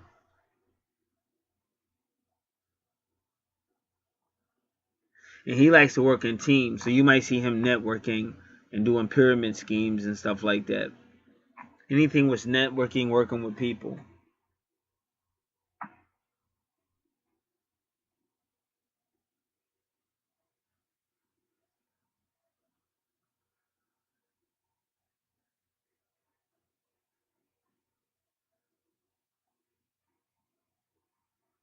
But now the Taurus has got to learn how to relate to himself, relate to others, and relate to the world. Because Tauruses tend to just say, how can I use this situation to benefit myself?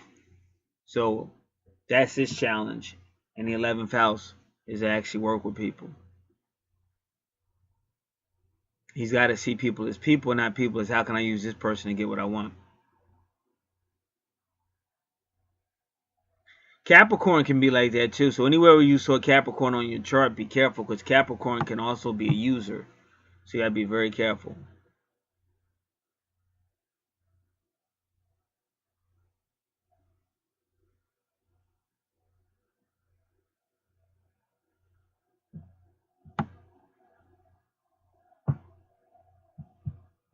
All right. And Gemini in the 12th house.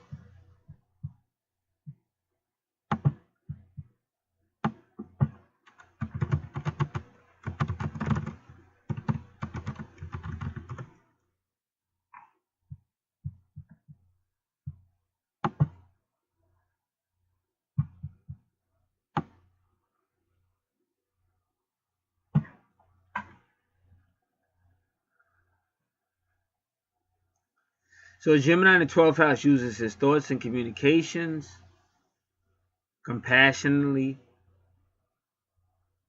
and he's interested in the survival of the world and its creatures.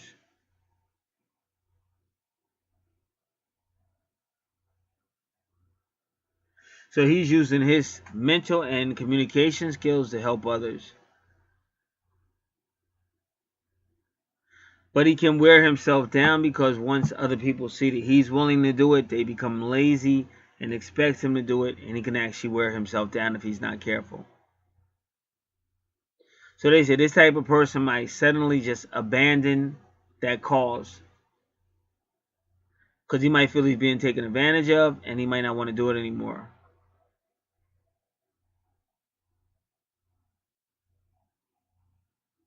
So this person may be seeking unconditional love. The Gemini in the 12th house, they may be seeking unconditional love, and they may martyr themselves to get it. Like really start singing a lot of sad stories.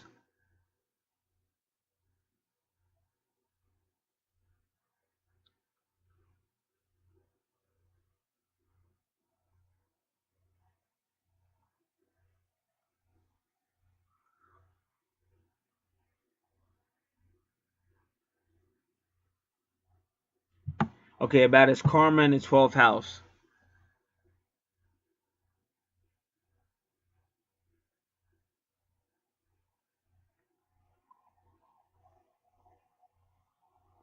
So again, his karma in the 12th house is to use his mental, his Gemini energy, mental communications to help others.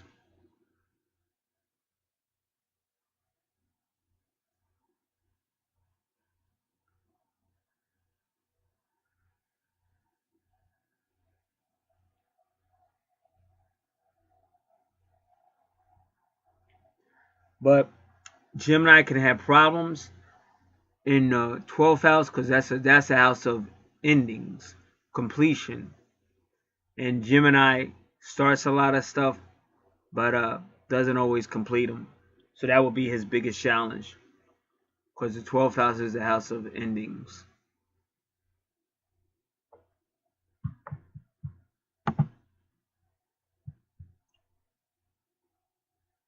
All right, so that's 11, 12, 1, 2, 3, 4, 5.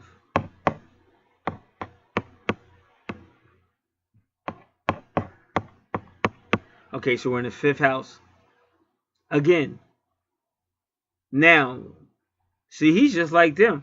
They all have that Pluto, Scorpio together. These are real intense people. But see, his fun is going to be the supernatural. Everything that's in the 8th house, he's going to be real intense with it. He's going to make money from it, and he'll also have a significant meeting in that house. And the person he meets is right there with Pluto, like unbelievably. So this is like Leo, 5th house, Scorpio, Pluto energy. And they all got a unique connection to Leo. All three of them do.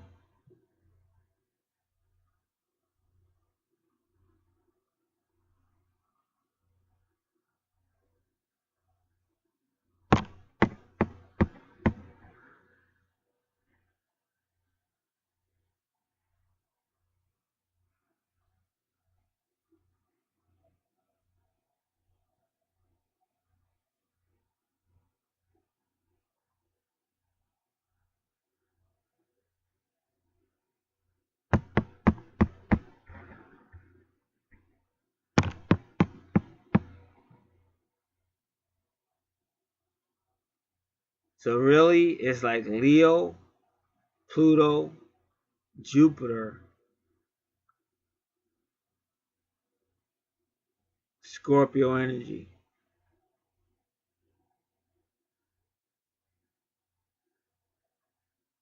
So there's at least one more chart, maybe more than one, but there's one more person who is that Leo. And that's like the, I'm going to call it the hub. They're all connected to a hub, and that hub is that Leo, probably Scorpio energy, because they're all connected to it.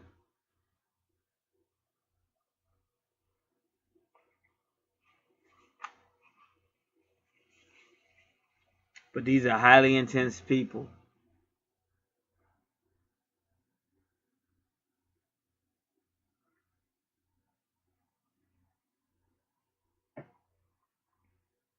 So he's got a twin soul too. It's just not the woman on the right.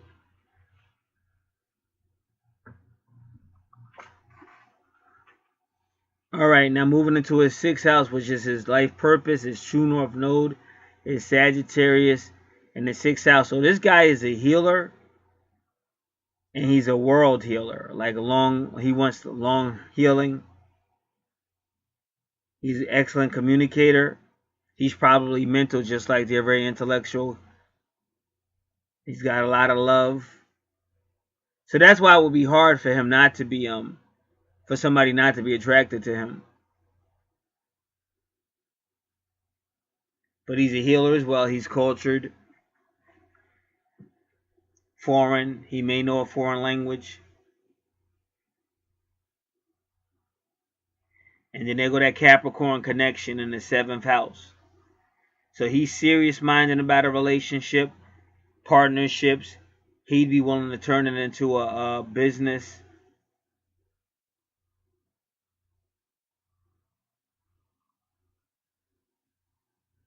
And that's what him and her have in common, because she takes the fifth house, which is supposed to be fun, and she's willing to turn it into a business. And so is he. He's willing to take a relationship and turn it into a business.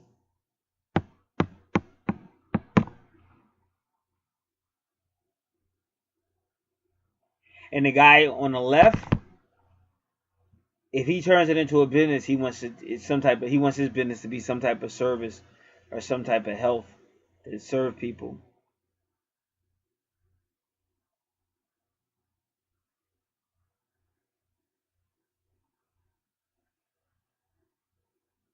So his relationships, this guy on the right, is very intense. But he's serious minded, but he's got that Mars energy, very intense. A lot of this is another person who's going would have to learn how to balance their Scorpio, Mars, Aries energies.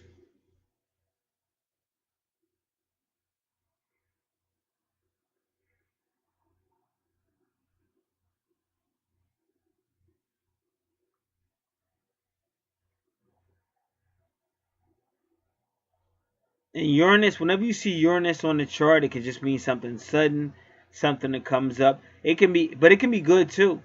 But when you start seeing it like with Mars, if you start seeing it like with a lot of powerful planets or Scorpio or something, you have to be very careful, because it could be something that just comes out of nowhere, especially with Mars energy, Aries energy. So you have to be careful with that. But it's not all bad, because it could also be good, because sometimes something sudden and surprising that could make a relationship better. But he has to be careful with that Mars energy in the seventh house. Very intense. And especially when you have children, you have to be very careful.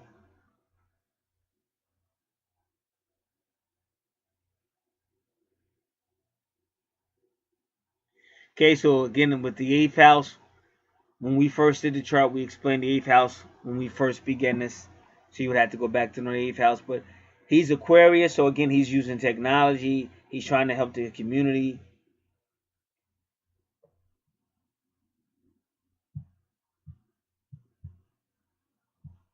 And whenever you're dealing with the eighth house, you just have to be careful of addictions and obsessions. So now we're going to try Saturn and Aquarius.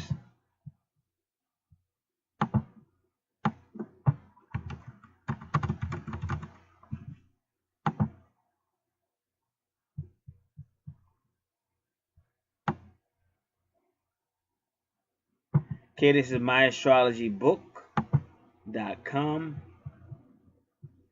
Saturn in Aquarius is a strong position, since with Uranus, it is a co-ruler of Aquarius. I disagree with that. Maybe at one time it was, but Saturn is not the co-ruler of Aquarius because they don't get along. Saturn and Uranus don't get along. Uranus is a co-ruler of Aquarius. They don't get along. Uranus is all about rebel freedom.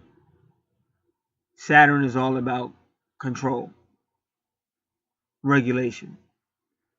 Saturn's test in Aquarius is to grow in openness and fairness to all, to be responsible for an awareness of the brotherhood of all mankind. You will be frequently asked to put your own personality aside and be representative of a larger and more universal consciousness.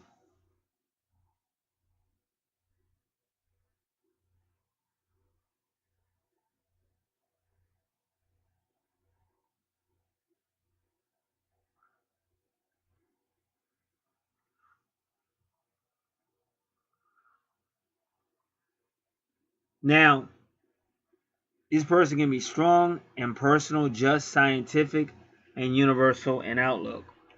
Because these are unique people. This is how you know that they're not really from planet Earth. These are like scientists, spiritualists. They got a lot going on.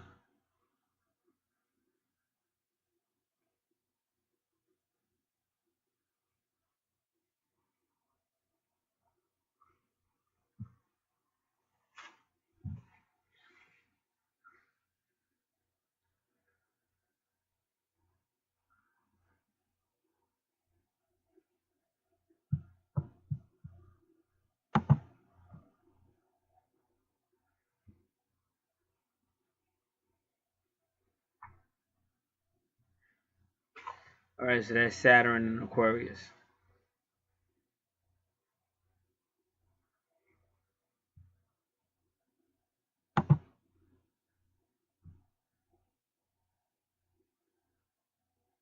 So yeah, Saturn's gonna make sure that he really helps people.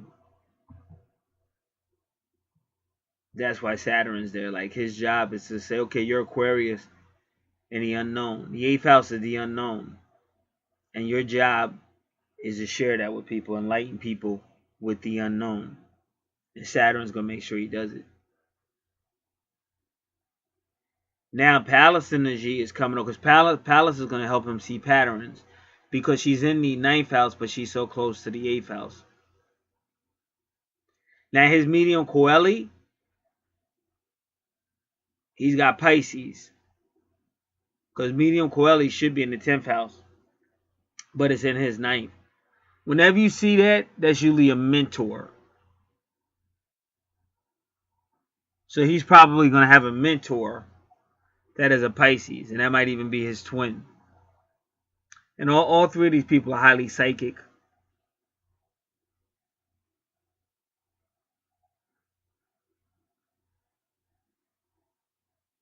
So he'll be interested in social issues too, maybe issues for women. And Vest is going to make sure he's spiritual. And this is where he'll have a lot of his energy in the ninth house. That's that Sagittarius energy. Long distance travel, foreign culture, philosophy, religion.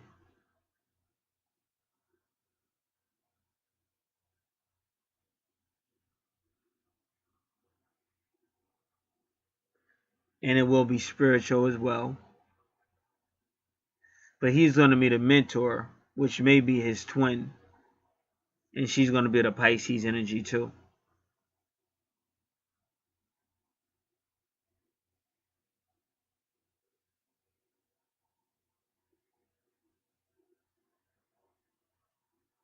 And see, when you go to this gentleman to the left, he also has Pisces medium Coeli.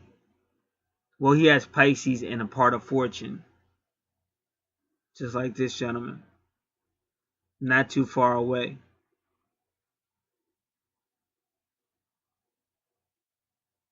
I'm assuming his twin on the right is going to be a lot like that woman in the middle. Because this natal chart is close, but not as close as it can be. I've seen some natal charts that are so close, it's almost hard to tell which one is the twin. So the guy on the left, he should kind of be happy because it could be worse. Because that is just too much for a female to deal with because she's taking all that energy.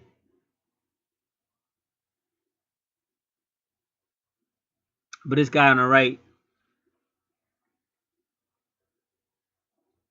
so I've already explained the type of energy that is his twin flame.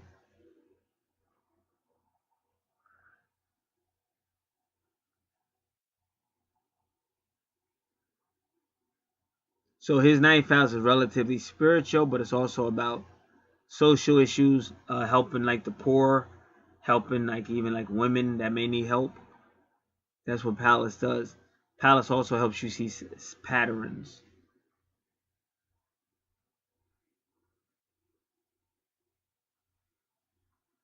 So we're gonna look at part of fortune. We're gonna see if I can find part of fortune with Vesta. I can't guarantee it.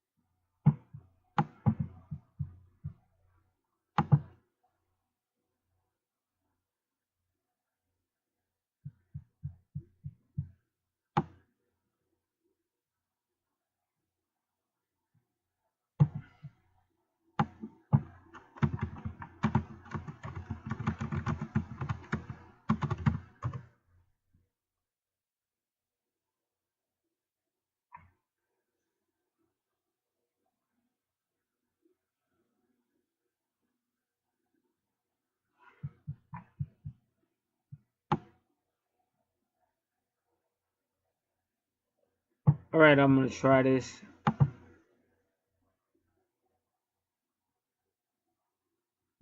I don't think they're gonna let me go in. So there's more. See, they want you to become a member to get in there.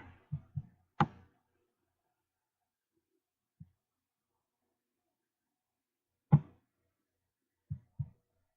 right, so we're just gonna do part of fortune.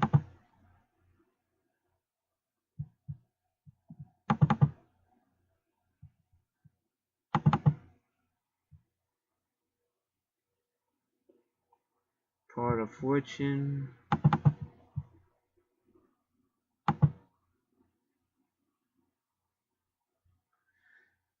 Part of fortune, ninth house.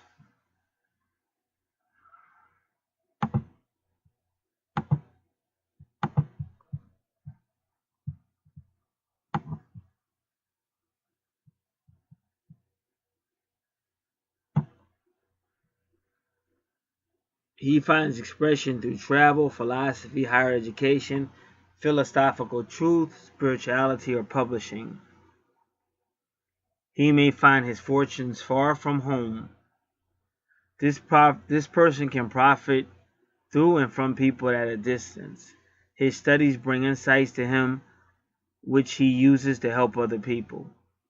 This is a person who can be a natural clairvoyant as well. Like I said, all three of them are psychic.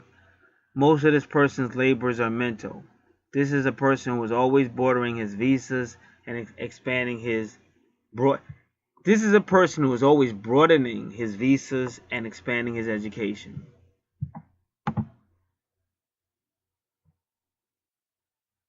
And in the ninth house, it might even mean your mentor is far from you or a foreigner. See, my twin is my mentor, and she's a Mexican American. That's how she describes herself as such. All right. Now,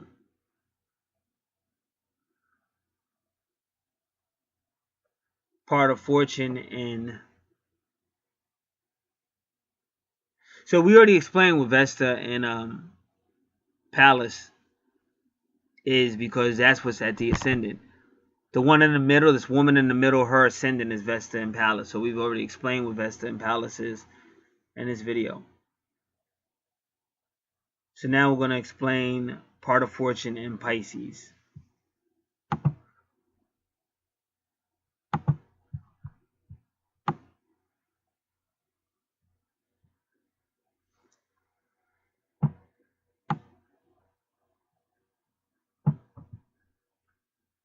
A spiritual and mystical person, they'll find happiness and success by concentrating on higher ideas. All right. Now,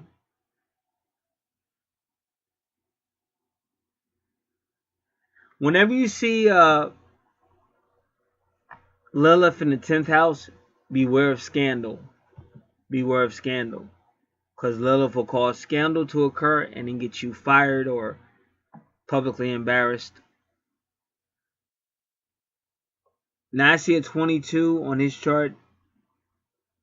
So a couple of them, so he's got that twin flame things going. He's got 17, which is the Magi priest. So also karma. 11 becomes 2. Alright, now he's dealing with 26.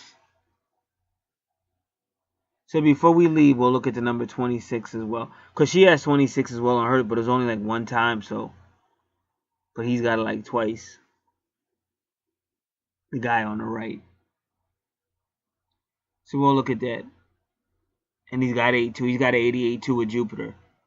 So that's karma, the 8th house, and also 88 constellations above us. He's got 13 as well. We already explained that. 28, I believe that is. We've explained that as well.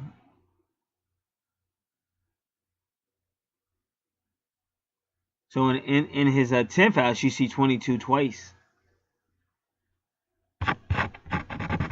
All right, so whatever his career is going to be very aggressive.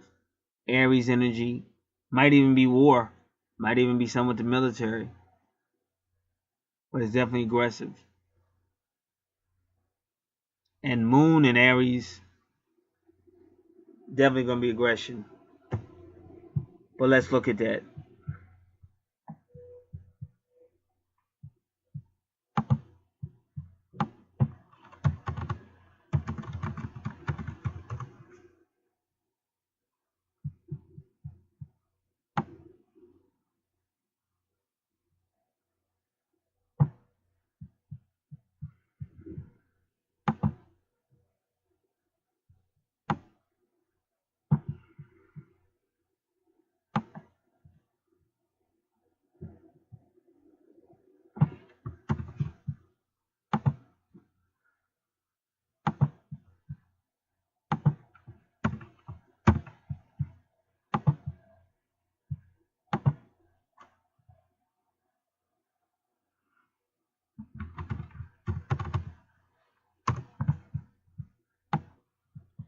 The moon rules the emotional self, so when the moon is in Aries, watch out.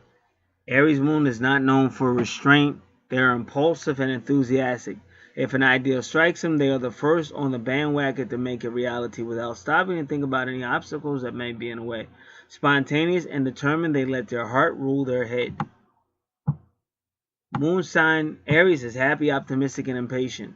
They live for the moment, forgetting everything else. Instant gratification is their middle name. They are passionate and have no qualms about sharing how they feel. At the same time, they can be very independent. They don't like to take no for an answer. They have the self-confidence to put themselves out there, and they will want to make strong impressions. Subdo does not describe this sign. They are well suited to meeting challenges that may destroy lesser people. They are clever and often approach their situations with a noble angle. Occasionally, there are the few who may blame everything on other people.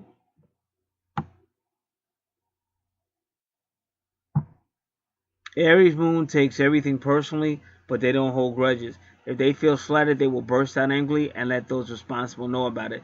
Their emotions can rapidly change and they can throw some spectacular tantrums. These emotional outbursts are usually over as quickly as they started. They don't normally take any time to consider the consequences of their actions. They seem to be able to just shrug off anything that goes wrong and keep going. They tend to calm down as they get older. Moon sign Aries gets bored easily. They may have been accused of causing confrontations just to keep things interesting. If you live in a Moon and Aries person, keep this in mind. It may make it easier to deal with the drama that is bound to occur. They like to get their own way and can resent any authority besides their own. At their worst, Aries Moon can be overconfident, aggressive, self-indulgent, and foolhardy. At their best, they can be inspiring, kind, sympathetic, generous, and tireless for a cause. Moon sign Aries has a problem differentiating a need and a want. If they want it, they feel they need it with all their being. This can be a problem for overspending and other vices. They are charming even when they are in the midst of a personal crisis that has all their friends scrambling to help. In the middle of these frequent crises, they seldom feel any concern over the needs of others. On the good side, Aries Moons isn't likely to sulk if they don't get their way. They always play it straight. They don't go for manipulating others through guile or deception. They have an aura of innocence around them. They can achieve what many other people want but don't take the chance to get. They like the idea of having power and probably handle it fine, if a little heavy-handed.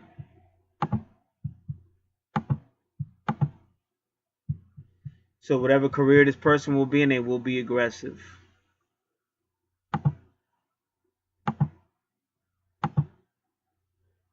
All right, we wanted to look at the number 26.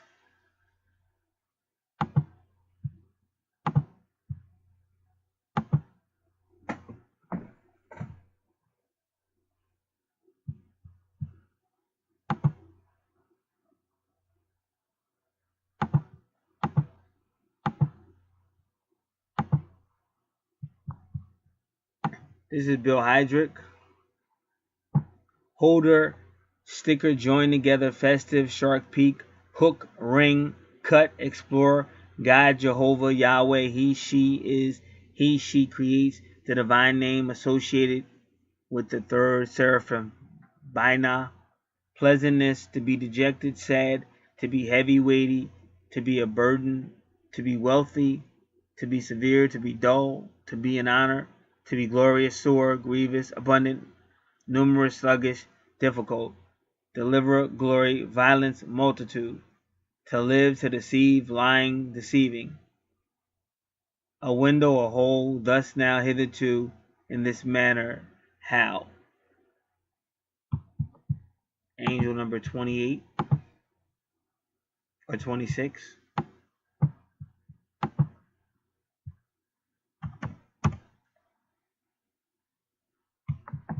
Positive affirmations help your situation improve quickly. The angels urge you to only think and speak about your desires and not to affirm your fears, as they are just an illusion. And then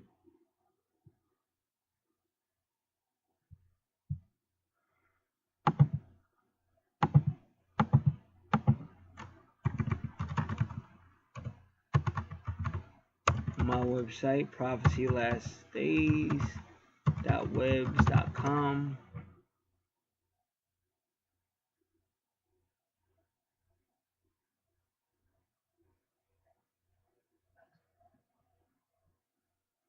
prophecylastdays.webs.com.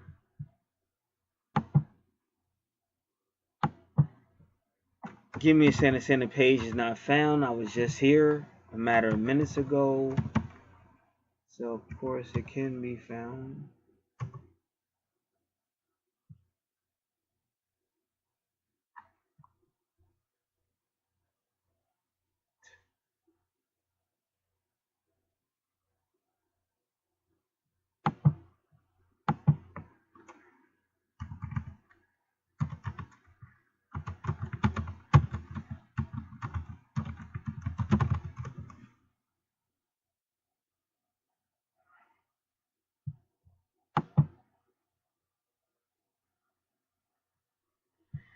All right, we're going to try this one more time, then I'm out of here. Because it's saying the page is not found. We were just here. Alright, give me a second.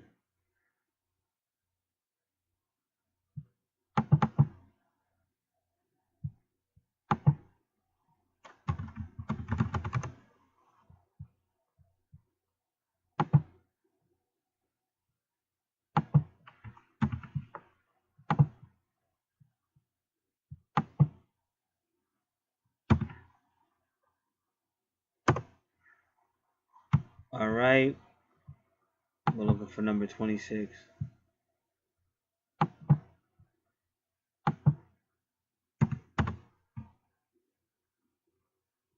26 is the struggle to become one with the twin.